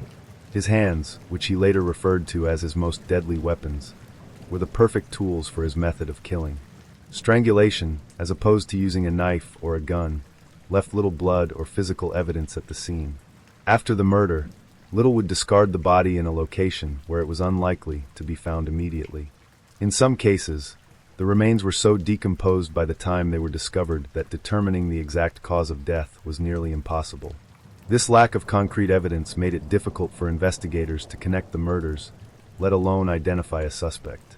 Each of Little's murder scenes told a story, though not always one that investigators could piece together at the time. Los Angeles, 1987. The body of a young woman, later identified as Carol Alford, was found in an alleyway. She had been strangled and left partially clothed, her body posed in a way that suggested her killer had spent time with her even after her death. Investigators found no fingerprints, no foreign DNA, and no clear signs of a struggle. The case remained unsolved for decades. Mississippi, 1982. In a wooded area near a rural highway, the remains of an unidentified woman were discovered by hunters. She had been dead for several weeks, her her body exposed to the elements. Little had strangled her and left her in a place where he believed she would never be found. The decomposition made it nearly impossible for investigators to determine her identity or track down her killer. Florida, 1977. In a motel room near the Miami coastline, another woman's body was found sprawled across the bed. She had been strangled, her face showing signs of the intense pressure Little had applied with his hands. The room offered no clues, no fingerprints, no signs of forced entry. The victim was identified as a local sex worker, and her death was dismissed as a crime of opportunity, with no connection to the broader pattern of killings. For decades, Little's ability to cover his tracks left investigators baffled. His use of strangulation, lack of weapons, and transient lifestyle made it nearly impossible to link the murders. Each scene told the same story of violence, but without a suspect to tie them together, the police were left chasing shadows. What made Samuel Little's crimes all the more horrifying was the way he exploited the flaws in the justice system. Number 1. Little deliberately chose victims who were less likely to be reported missing. Many of his victims were women of color, sex workers, or addicts, individuals who often lived transient lives and had strained or non-existent relationships with their families. Police departments often deprioritized these cases, labeling them as accidental overdoses or unrelated street crimes. Number 2. Little's transient lifestyle made it difficult for law enforcement to connect his crimes. He moved constantly, killing in 19 different states, from Florida to California. Each murder was treated as an isolated incident, with little communication between jurisdictions. Number 3. The era in which Little committed most of his murders, between the 1970s and early 2000s, lacked the advanced forensic tools available today.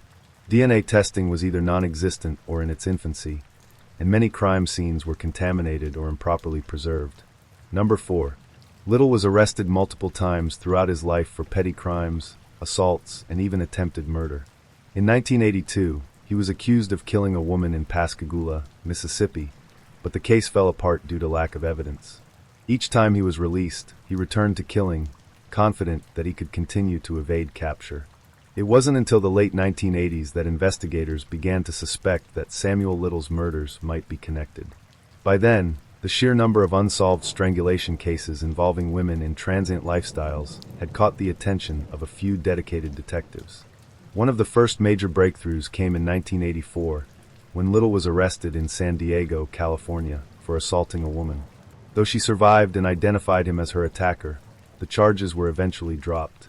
However, this arrest provided police with Little's fingerprints, which would later become a crucial piece of evidence in tying him to several unsolved murders.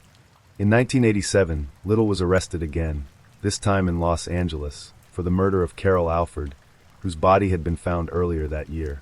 Though the case against him was strong, prosecutors lacked the forensic evidence needed for a conviction. Little walked free, and his killing spree continued. It wasn't until 2012 that Samuel Little's decades-long reign of terror began to unravel. Arrested in Kentucky for drug-related charges, Little's DNA was entered into a national database. To the shock of investigators, his DNA matched evidence from 3 cold cases in Los Angeles, all involving women who had been strangled in the 1980s. For the first time, law enforcement had concrete evidence linking Little to multiple murders. This breakthrough prompted a deeper investigation into his past, eventually revealing the staggering scope of his crimes. Samuel Little's ability to evade justice for so long was a testament to his cunning, but it was also a damning indictment of how society and law enforcement had failed his victims. He operated in the cracks, between jurisdictions, between societal priorities, and left behind a trail of death that would take decades to unravel. By the early 2000s, Samuel Little had left a trail of death spanning decades and states, but to law enforcement, he was a ghost, an unassuming drifter who killed without leaving a trace. His victims were often nameless, their deaths categorized as accidents or undetermined causes, their cases quietly shelved under the crushing weight of unsolved crimes. Families mourned without answers, and the killer roamed free. But Little's reign of terror was nearing its end. The convergence of modern forensic technology, dedicated investigators, and pure luck would finally crack open one of the most horrifying cases in U.S. history. The turning point came in 2012 when Samuel Little, then 72 years old, was arrested at a homeless shelter in Louisville, Kentucky, on charges of drug possession. He was a frail, elderly man by then, his once imposing frame softened by age. To the casual observer, he was just another transient, a forgotten relic of the streets. But routine procedure during his arrest changed everything. Little's DNA was entered into CODIS, the National DNA Database, and the system returned a stunning result. His genetic profile matched evidence from 3 cold cases in Los Angeles, California, from the 1980s. The victims, Carol Alford, Guadalupe Apodaca, and Audrey Nelson, had all been strangled and discarded like trash.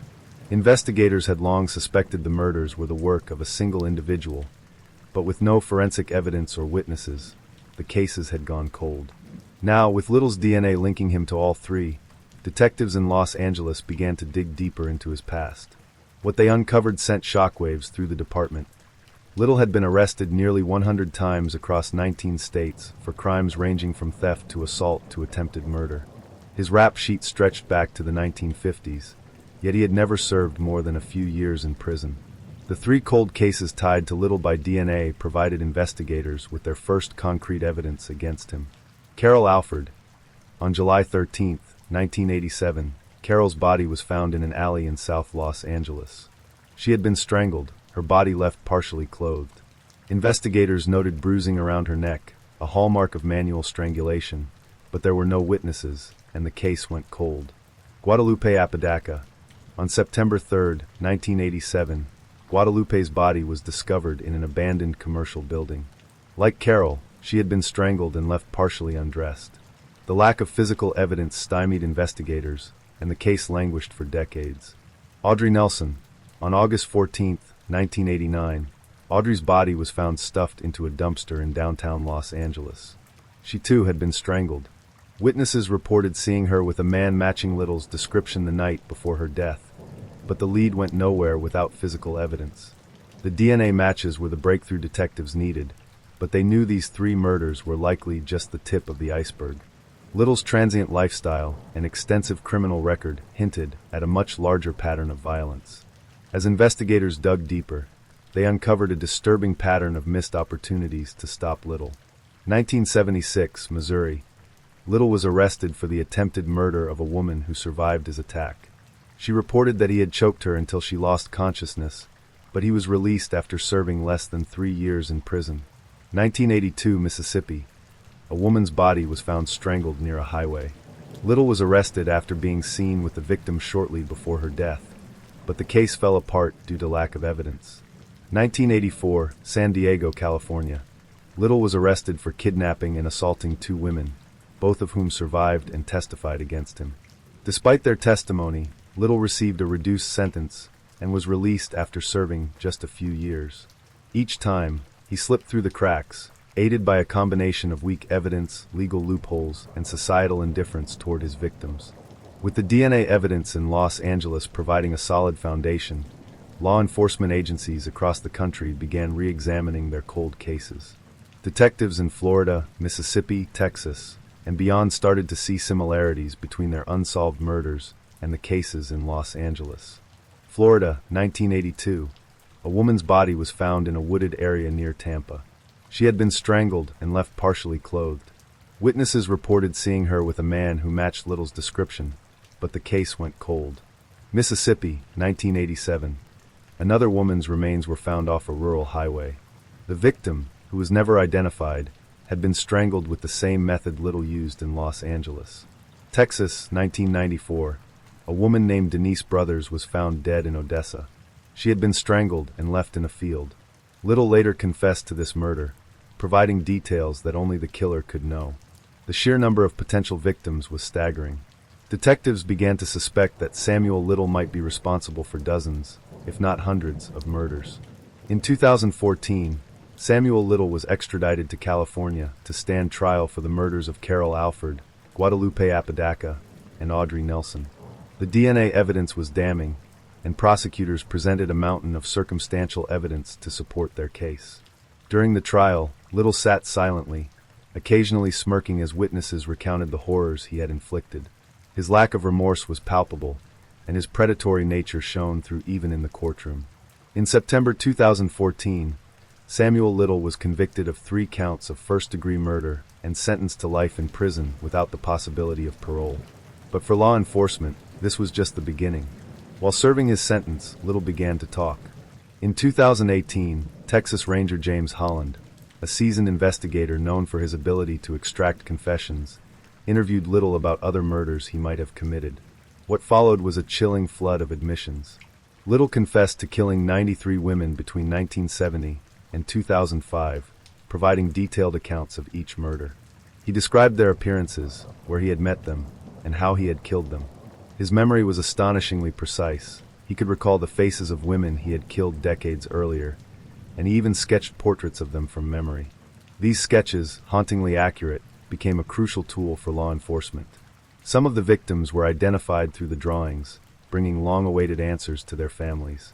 As Little's confessions poured in, investigators began cross-referencing them with unsolved cases across the country. In many instances, his accounts matched the evidence perfectly. Savannah, Georgia, 1974. Little described meeting a young woman at a bar and strangling her in his car. Her body was found in a nearby swamp, just as he described. New Orleans, Louisiana, 1982.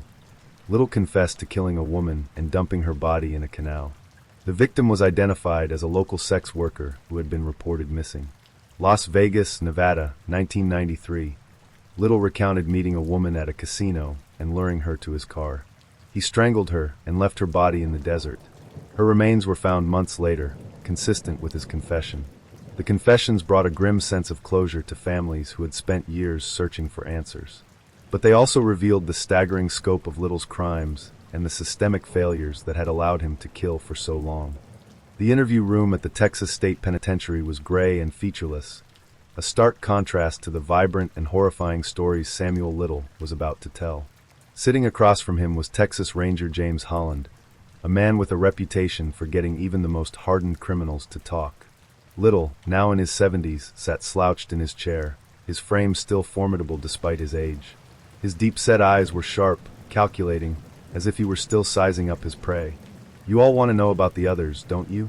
Little said, his voice gravelly but tinged with pride. Holland leaned forward, his notepad ready. He wasn't entirely sure what to expect, but what followed would leave him and law enforcement across the country reeling. Little began to talk, and once he started, it was as if he couldn't stop. His memory, despite the years, was pristine. He didn't just recall what he had done, he relived it. Each detail was vivid, each victim etched into his mind like a gruesome gallery of portraits. Little's voice was calm, almost conversational, as he recounted one of his first murders. It was in Miami, back in the early 70s. She was a pretty little thing, brown skin, big eyes. I think her name was Mary, or maybe it was Martha. Doesn't matter now. He chuckled softly, as if sharing an inside joke with himself. He described meeting the woman outside a bar. She had been drinking, laughing too loudly, trying to drown out whatever pain she was carrying. She needed someone to take care of her, Little said, his tone almost tender. So I told her I'd give her a ride. Little drove her to a secluded spot near the water. The moonlight reflected off the surface, casting an eerie glow over the scene. She trusted me, he said, his lips curling into a slight smile. She really did. He reached out, mimicking the motion of putting his hands around her throat. She didn't fight much, he said. Most of them didn't. They'd just look at me, their eyes wide, like they couldn't believe it was happening. When it was over, he left her body near the water, making no effort to hide it. He didn't need to. Back then, he knew no one would connect him to her. As Little confessed to more murders, he began to sketch his victims. Using colored pencils and paper provided by the Texas Rangers, he recreated their faces with haunting accuracy. Each sketch was accompanied by a story, where he met them, how he killed them, and where he left their bodies. One of his drawings was of a young woman with curly hair and striking green eyes. I picked her up in New Orleans, Little said, tapping the side of the sketch with his finger. She had this laugh, you know? It was loud, real loud. I liked that about her. He described how she had climbed into his car, laughing and joking, completely unaware of the danger she was in. They drove to a quiet spot near a canal, and that's where he killed her. She looked surprised, he said, his tone almost wistful. I liked that too. The body was never found. Little had dumped her in the canal, where the currents would carry her far from where he left her. For investigators, the sketches were both a breakthrough and a nightmare. They gave faces to nameless victims, but the details of how they died were almost too much to bear. Little spoke with no remorse, no hesitation, as if recounting mundane events from his past. Vegas, Little said, leaning back in his chair. Now that was a place where you could find all kinds of women. They'd get lost in the noise, in the lights. No one would ever notice if they disappeared. He spoke of meeting a woman at a casino in the early 1990s. She was tall, with long legs and a confident stride, the kind of woman who seemed untouchable. But Little saw through that. She was lonely, he said simply. You can always tell when someone's lonely. They left the casino together, and he drove her out into the desert. The stars were bright overhead, but there was no one around for miles. She didn't see it coming, he said. None of them ever did. After strangling her, he left her body in a shallow ditch, knowing the desert heat would quickly degrade any evidence. Her remains were found months later, but at the time, no one connected the murder to Little. Little's memory drifted back to the 1970s, to a night in Savannah, Georgia. He described meeting a woman at a bar, a petite brunette with a soft southern accent. She was sweet, he said, almost nostalgically. She reminded me of someone I used to know. They talked for hours, and when the bar closed, she agreed to go for a drive with him. He took her to a wooded area outside the city, a place where the trees stood like silent witnesses to what was about to happen. I remember her eyes, Little said, his voice dropping to a near whisper. They were green, I think. Or maybe hazel. Doesn't matter. They all looked the same when it was over. Her body was found weeks later, badly decomposed. The local police assumed it was the work of a drifter or a random act of violence. They had no way of knowing that the killer was a man who had already murdered dozens of women across the country. As Samuel Little continued to confess, law enforcement agencies across the U.S. scrambled to cross-reference his accounts with their unsolved cases. Each story he told, each sketch he drew, added another piece to the puzzle of his decades-long killing spree. Forensic evidence began to corroborate his confessions. In some cases, DNA linked him directly to the murders. In others, his detailed descriptions of the crime scenes matched police reports so precisely that there was no doubt he was telling the truth. But for every case that was confirmed, there were others that remained frustratingly incomplete. Many of Little's victims had never been reported missing. Some were never identified, their remains buried in unmarked graves or lost to time. By the time Samuel Little finished confessing, he had admitted to 93 murders. His victims were women who had been forgotten by society, their lives deemed less valuable because of their struggles with addiction, poverty, or homelessness.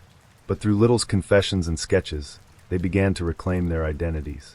Families who had spent decades searching for answers finally learned the truth about what had happened to their loved ones. Investigators who had worked tirelessly on cold cases found closure, even as they grappled with the horror of what had been uncovered. For Little, the confessions were a way to immortalize his crimes. He spoke of his victims with a disturbing mix of detachment and pride, as if their deaths were his legacy. I remember all of them, he said during one interview. Every single one. Samuel Little leaned back in his prison chair, a faint, satisfied grin curling across his lips as he stared at the latest sketch he'd completed. The woman's face looked back at him from the paper, her soft curls, her wide, nervous eyes, her lips slightly parted as if caught mid-laugh. She was someone's daughter, someone's sister, someone's friend. But to Little, she was a memory, one of many in his macabre gallery of death. The portraits, dozens of them by now, were like trophies. Little sketched each one with a precision that only he could muster, pulling their faces from the depths of his chillingly perfect memory. With every line of the pencil, he recreated the women as they were when he last saw them, alive, just before he ended their lives. The story of Little's confessions was unprecedented. In the history of serial killers, no one had ever come close to the numbers he claimed, 93 murders over nearly 40 years. And yet, with every new confession, investigators learned just how much the system had failed. These women, his victims, had been invisible in life and forgotten in death. But now, through Little's twisted recollections, their stories were finally being told. I remember her, Little said, tapping one of his sketches with a thick, calloused finger. The face on the paper belonged to a woman he claimed to have killed in New Orleans in the early 1980s. She had this laugh, he began, his tone almost wistful. It was loud and kind of wild, like she didn't care who heard her. I liked that about her. Little had met her outside a bar, where she'd been drinking and chatting with strangers. She was petite, with long dark hair and sad eyes that betrayed the smile on her lips. Little charmed her, he always did, and convinced her to leave with him. He drove her to a quiet spot near a canal on the outskirts of the city. The night was humid, and the air buzzed with the sound of cicadas. Little described the moment with eerie clarity. The way she looked up at him as he wrapped his hands around her throat, the way her laughter turned into gasps, the way her body went limp. "She didn't fight much," he said, shrugging. "Most of them didn't. They trusted me." He dumped her body into the canal, watching as the water carried her away. Decades later, her remains were never found, but Little's confession and sketch gave investigators a chance to identify her. Investigators in Odessa, Texas, had been haunted by the unsolved murder of Denise Brothers, a 38-year-old woman whose body was discovered in a field in 1994. She had been strangled, and her death bore all the hallmarks of Samuel Little's crimes. When Little confessed to her murder years later, he provided details that only the killer could know. He remembered her face, her voice, the way she'd smiled at him before he attacked her. In his confession, he described how he'd met her at a bar and offered her a ride. They drove to a remote area, where he killed her with his bare hands and left her body in the grass. "Denise was sweet," he said, his voice surprisingly soft. "She didn't deserve what I did to her, but it happened." For the brothers' family, Little's confession brought a mix of relief and anguish. They finally had answers, but the pain of knowing what Denise had endured was overwhelming. One of the most chilling stories Little told was of a woman he killed in Savannah, Georgia, in the mid-1970s. Her name remained unknown, but Little remembered her vividly. "She was young," he said, closing his eyes as if conjuring her image. "Maybe 20, 25. Real pretty. She had these freckles across her nose, and she smiled a lot. I liked her smile." They met at a small bar on the outskirts of town. She was alone, nursing a drink, and seemed eager for company. Little struck up a conversation, earning her trust with his soft voice and disarming demeanor. By the time the bar closed, she had agreed to leave with him. He drove her to a secluded area in the woods, far from prying eyes. The moonlight filtered through the trees, casting long shadows across the ground. Little described the way she looked at him, confused but unafraid, as he reached for her throat. "She didn't scream," he said. "She just looked at me like she was trying to figure out what was happening. Then it was over." Her body was discovered weeks later, too decomposed for investigators to determine her identity. Little's confession and sketch gave them their first real lead in decades. As Little continued to confess, the scope of his crimes became overwhelming. Law enforcement agencies across the country scrambled to cross-reference his accounts with their unsolved cases.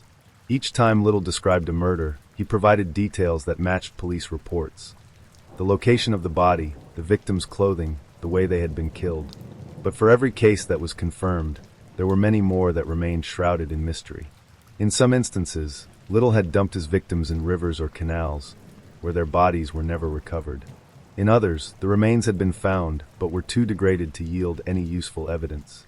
The sketches, however, became a powerful tool. Little's drawings gave faces to nameless victims, and investigators released them to the public in the hope that someone, somewhere, would recognize them. As Samuel Little's crimes came to light, a painful truth emerged. The justice system had failed his victims time and time again. Little had been arrested nearly 100 times over the course of his life, often for violent crimes against women. In 1984, he was charged with attempted murder after 2 women survived his attacks and testified against him. But the case fell apart, and Little walked free. He targeted women society had overlooked, sex workers, addicts, runaways, knowing their disappearances would draw little attention. Police departments, underfunded and overwhelmed, often failed to connect the dots between his murders. For decades, Little had operated with impunity, his crimes slipping through the cracks of a fragmented system. By the time he was finally caught, he had killed at least 93 women, making him the most prolific serial killer in American history. Samuel Little's confessions brought answers to dozens of families, but they also revealed the staggering scope of his brutality. His victims were women who had been forgotten by society, their lives deemed less valuable because of their circumstances. Through his twisted recollections, they were finally seen, their stories told. For Little, the confessions were a way to cement his legacy. He spoke of his crimes with pride, as if they were achievements. "I remember all of them," he said during one interview. "Every single one." But for the families of his victims, his words were a bitter reminder of the pain he had caused. Their loved ones were more than just faces in his gallery. They were mothers, daughters, sisters, and friends.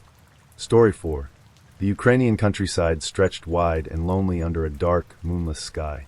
It was the kind of night that swallowed sound, where the wind whispered secrets through the fields and the trees stood still like sentinels. Along a desolate highway carved through that rural expanse, a battered Lada sped through the darkness. Its headlights cut through the gloom, illuminating patches of cracked asphalt and the occasional flicker of movement. A fox darting into the brush, a shadow bending in the wind. Inside the car sat a man, his silhouette barely visible save for the faint glow of the dashboard lights. His hands gripped the steering wheel tightly, his knuckles pale against his coarse skin. Beside him, on the passenger seat, lay a sawed-off shotgun. The weapon was clean, its barrel gleaming faintly in the dim light, its owner having prepared it meticulously for what lay ahead. This man was Anatoly Onoprienko, and tonight, like so many other nights before it, he was on the hunt. For months, whispers had spread like wildfire through the villages and towns of Ukraine. Entire families were being slaughtered in their homes.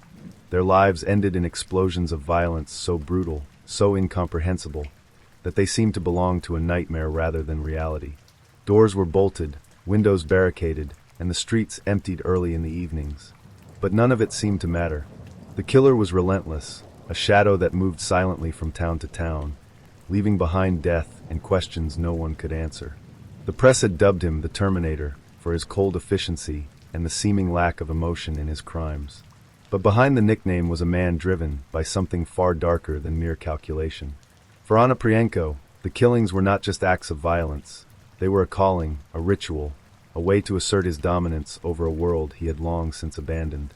As the Lada approached a bend in the road, the faint lights of a farmhouse appeared in the distance. Inside, a family was settling in for the night, completely unaware of the predator watching them. Onoprienko slowed the car, pulling off the road and into the trees. He killed the engine, leaving the car hidden in the shadows, and stepped out into the cold night air. The sawed-off shotgun was in his hands now, its weight familiar and comforting. He moved with the quiet confidence of a man who had done this many times before. By the time the family realized they were not alone, it would already be too late. Anatoly Onoprienko's story begins in the small Ukrainian village of Lasky, where he was born on July 25, 1959. It was a rural, quiet place, a patchwork of dirt roads and modest homes surrounded by wide fields that stretched toward the horizon.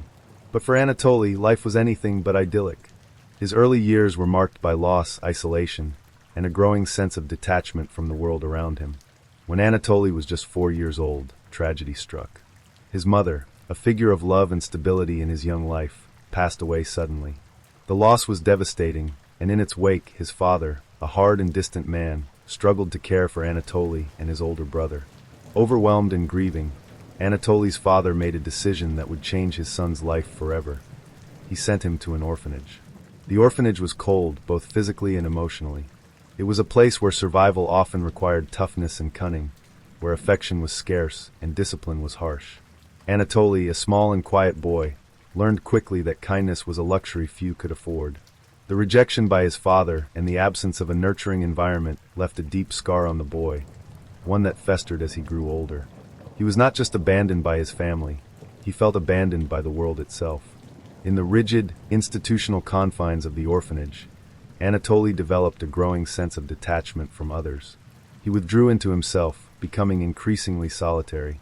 The seeds of resentment were planted deep in his psyche, nourished by a belief that no one cared for him and that the world was a hostile, unforgiving place. Over time, this detachment from others would become one of his defining traits, a disconnection that allowed him to later commit unthinkable acts without remorse. When Anatoly eventually left the orphanage, he drifted through life without direction or purpose. He worked a series of menial jobs, joined the Soviet Navy for a time, and wandered from town to town. He never formed meaningful relationships, never settled down.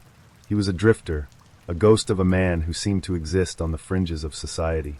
And while his life appeared unremarkable to those who crossed his path, inside, something dark was brewing. By the late 1980s, Anatoly Onoprienko was a man who saw the world as a place of pain and rejection, a world that had taken everything from him. And soon, he would begin to take back from it in the most horrific way imaginable. The first recorded murders committed by Anatoly Onoprienko took place in 1989, though investigators would later suspect that his killing spree may have started earlier. These initial crimes were brutal, chaotic, and marked by a level of savagery that suggested a man testing the boundaries of his own capacity for violence. The Zhytomyr region of Ukraine was a quiet, rural area dotted with small villages and family farms. It was here, in an isolated farmhouse, that Onoprienko claimed his first victims. The family, a father, a mother, and their 2 children, lived a simple life, far removed from the chaos of the cities. But their seclusion, which had once been a source of safety, now made them vulnerable. The crime scene was discovered the morning after the murders. A neighbor, noticing smoke rising from the farmhouse well into the day, decided to check on the family. What he found inside would haunt him forever. The father's body was discovered near the bedroom, his chest torn apart by a shotgun blast fired at close range. The mother lay nearby, her body riddled with pellets. In a smaller room, the children, both under 10 years old, had been killed in their beds, their small bodies soaked in blood. The house had been ransacked, valuables stolen, and then set ablaze. The fire had consumed much of the evidence, leaving little for investigators to work with. Local police were called to the scene, but they were ill-equipped to handle such a brutal and complex case. Rural Ukrainian law enforcement in the late 1980s lacked the resources and expertise to investigate mass murders, and the absence of forensic technology made their task even more daunting. At the time, there was no DNA analysis, no sophisticated databases to cross-reference evidence. Investigators were left with only the charred remains of the house and the horrific aftermath to piece together what had happened. The murders shocked the community, but without clear leads or suspects, the case went cold. What no one realized at the time was that this was only the beginning. For Onoprienko, this initial act of violence was a turning point, a moment when he realized the power he held over life and death. It was not rage or desperation that drove him. It was the thrill of control, the exhilaration of taking what he wanted without consequence. Over the next several years, Onoprienko's killing spree escalated. By the early 1990s, Ukraine was in a state of political and economic upheaval following the collapse of the Soviet Union. The country's law enforcement agencies were stretched thin, struggling to address rising crime rates while adapting to the new reality of independence. It was in this chaos that Onoprienko thrived. Between 1995 and 1996, his murders became more frequent and more brutal. He no longer targeted isolated homes sporadically. Now, he was killing entire families with alarming regularity. The pattern of his crimes was chillingly consistent. He would select a remote home, often located near a highway or in a sparsely populated area, and break in during the night. Armed with a sawed-off shotgun, he would slaughter everyone inside, men, women, children, without hesitation. After the murders, he would loot the house, taking valuables, money, and jewelry, before setting it on fire to destroy evidence. One particularly gruesome case occurred in the village of Bratkovichi in January 1996. A family of 4, a father, a mother, and their 2 teenage daughters, were found dead in their home. The father had been shot as he tried to confront the intruder, his body discovered near the front door.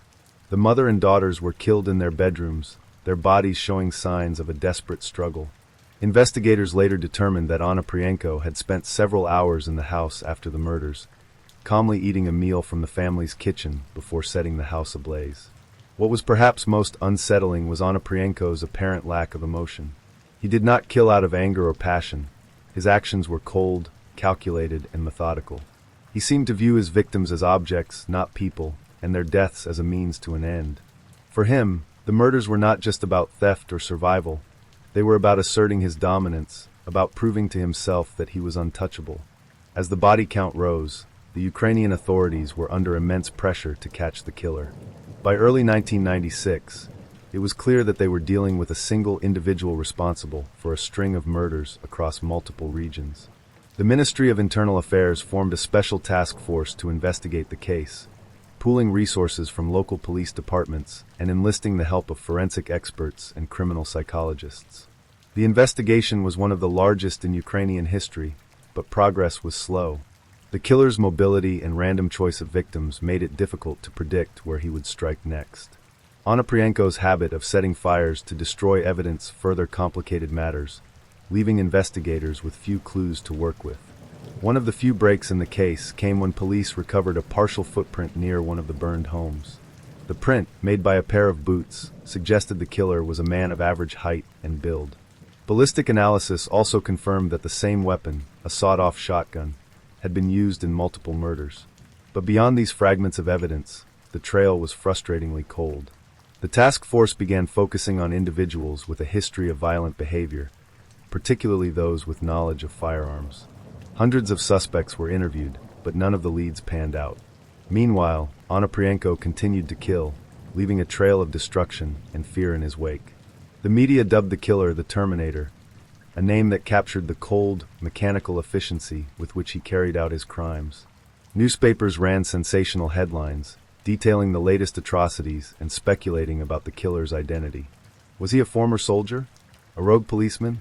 A madman? The public was desperate for answers, but none were forthcoming.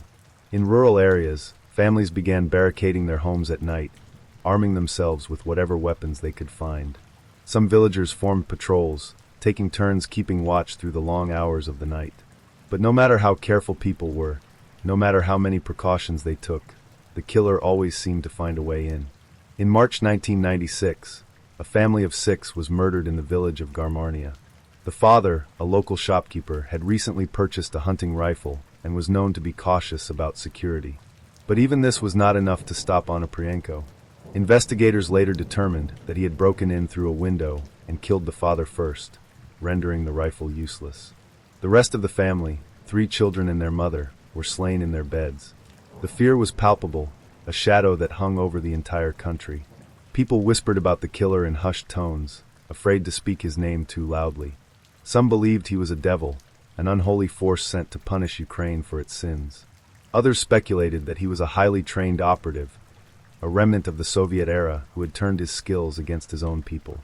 But the truth, when it finally came to light, would be even more horrifying.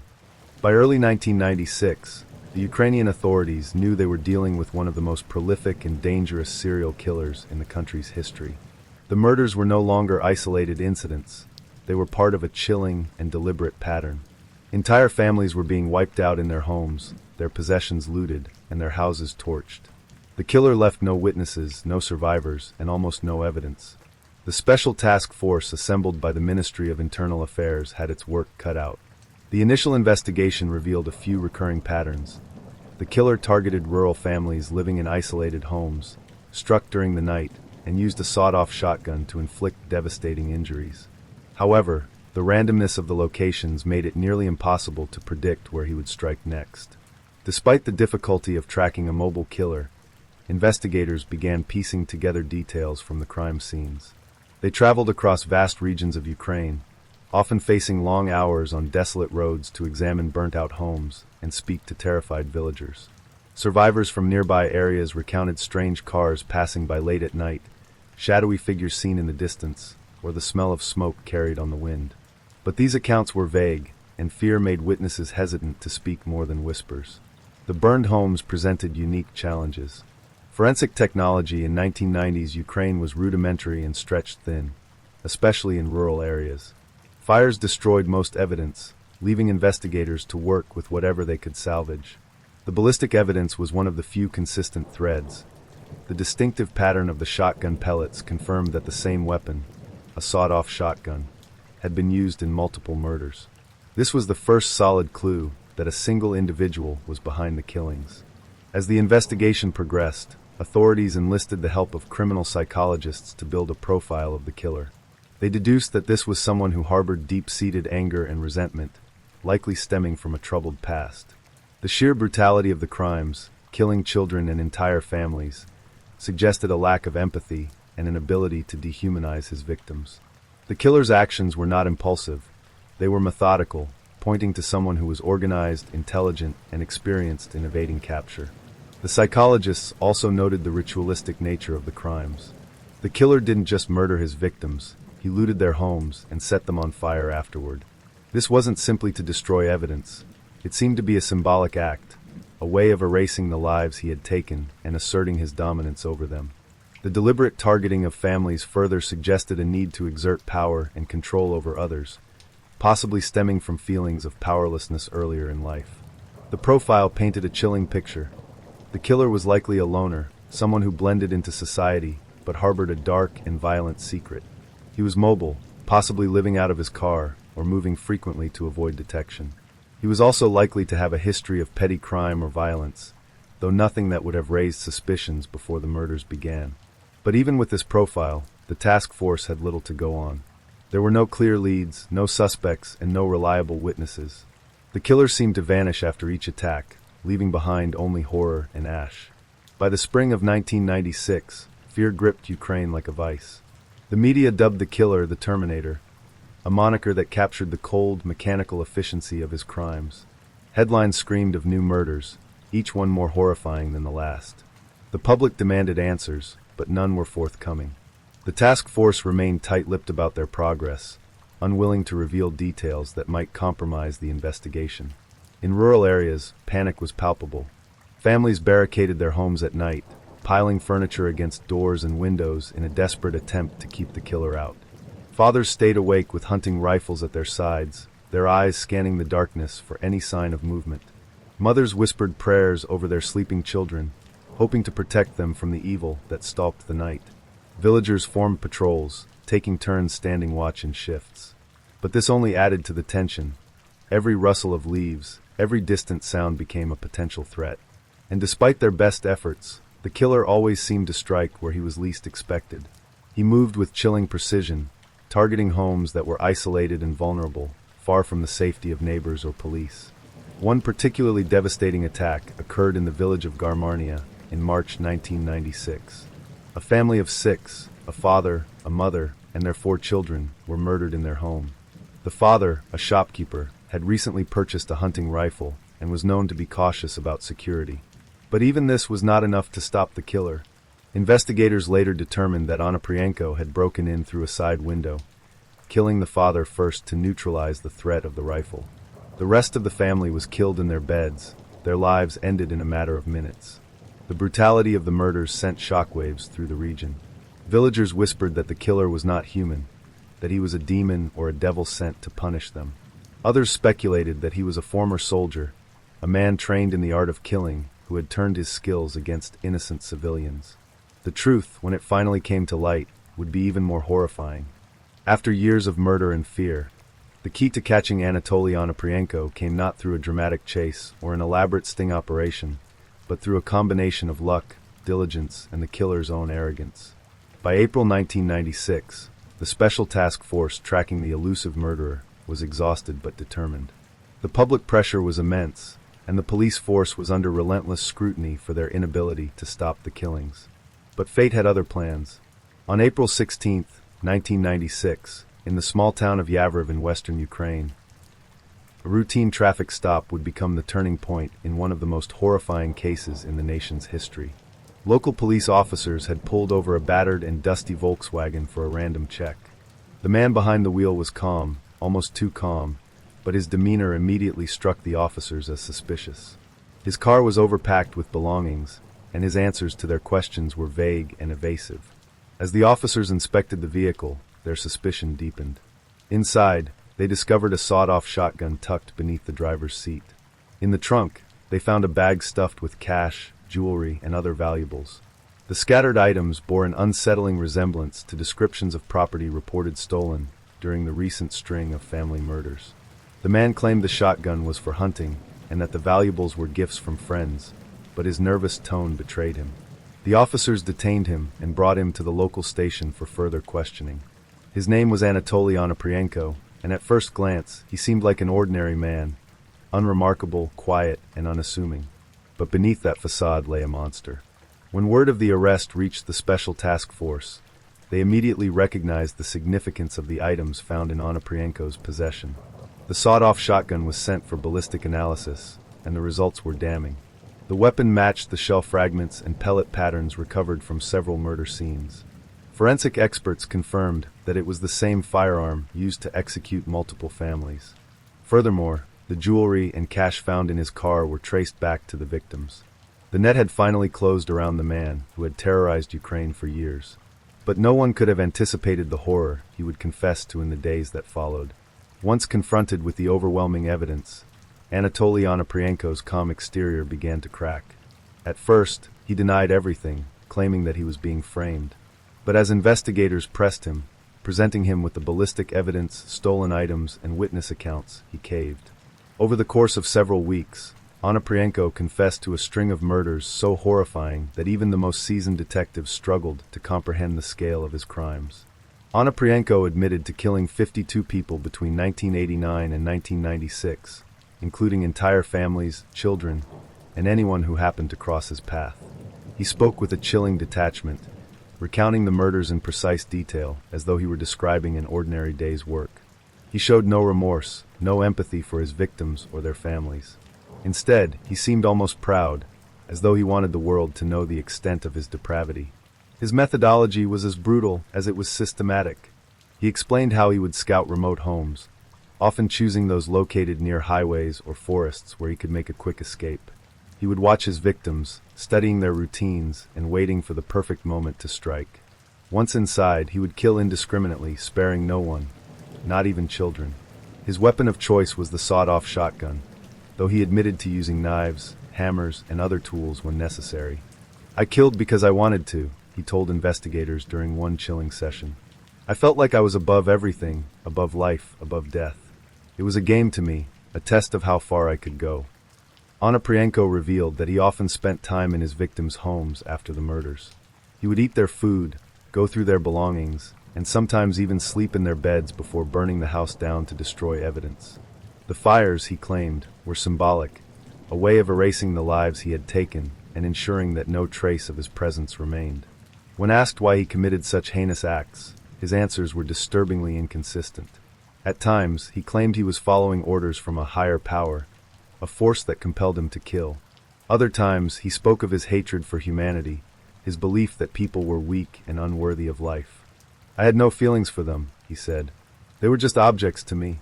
I didn't see them as people." His confessions were not just horrifying, they were revelatory. The randomness of his crimes, the lack of a clear motive, and the sheer brutality of his actions painted a picture of a man who killed not for profit or revenge, but simply because he could. By the time Anatoly Onoprienko went to trial in 1998, he was already infamous across Ukraine and beyond. The media had dubbed him the Terminator for his cold, mechanical efficiency, and his arrest had become a national obsession. Crowds gathered outside the courthouse in droves, demanding justice for the 52 lives he had taken. Inside, the courtroom was packed with journalists, grieving families, and members of the public eager to see the man who had terrorized their nation. The trial was one of the most highly publicized in Ukrainian history.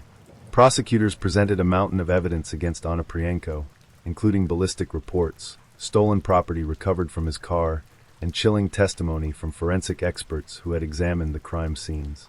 Photographs of the burned-out homes and the victims' remains were shown to the court, leaving many in the audience in tears. Survivors and relatives of the victims took the stand to give emotional testimonies. Mothers spoke of the children they had lost, and siblings recounted the devastation of losing their entire families. Their words were raw and heart-wrenching, a stark reminder of the human cost of Onoprienko's actions. Throughout the trial, Onoprienko remained eerily calm. He showed no remorse, no reaction to the evidence or the testimonies. When asked if he regretted his actions, he simply said, "No. It was fate. It was meant to happen." The defense attempted to argue that Onoprienko was mentally ill, claiming that he was incapable of controlling his actions and should be institutionalized rather than executed. But the prosecution countered with the sheer meticulousness of his crimes, arguing that his actions were calculated, deliberate, and driven by a deep-seated hatred for humanity. In the end, the court found him guilty on all counts. He was convicted of 52 murders, as well as multiple counts of robbery, arson, and illegal possession of firearms. The judge sentenced him to death, though Ukraine's moratorium on capital punishment meant that his sentence was later commuted to life in prison. Anatoly Onoprienko spent the rest of his life in prison, where he remained a figure of morbid fascination for criminologists and journalists. He granted several interviews during his incarceration, each one revealing new and disturbing details about his crimes. He spoke openly about his hatred for humanity, his belief that life was meaningless, and his lack of remorse for the lives he had taken. "I am what I am," he told one journalist. "I don't feel guilt because I don't believe in guilt. Life is a game, and I played it my way." Onoprienko's crimes left a lasting scar on Ukraine. His reign of terror shattered the sense of safety in rural communities, where people once believed they were safe from the violence of the cities. Forensic and investigative techniques in Ukraine were overhauled in the wake of his arrest, as law enforcement sought to ensure that such a monster could never evade capture for so long again. Anatoly Onoprienko died in 2013 while serving his life sentence. The official cause of death was heart failure, though some speculated that the weight of his crimes had finally caught up with him. To this day, his name remains synonymous with evil, a reminder of the darkness that can lurk within the human soul.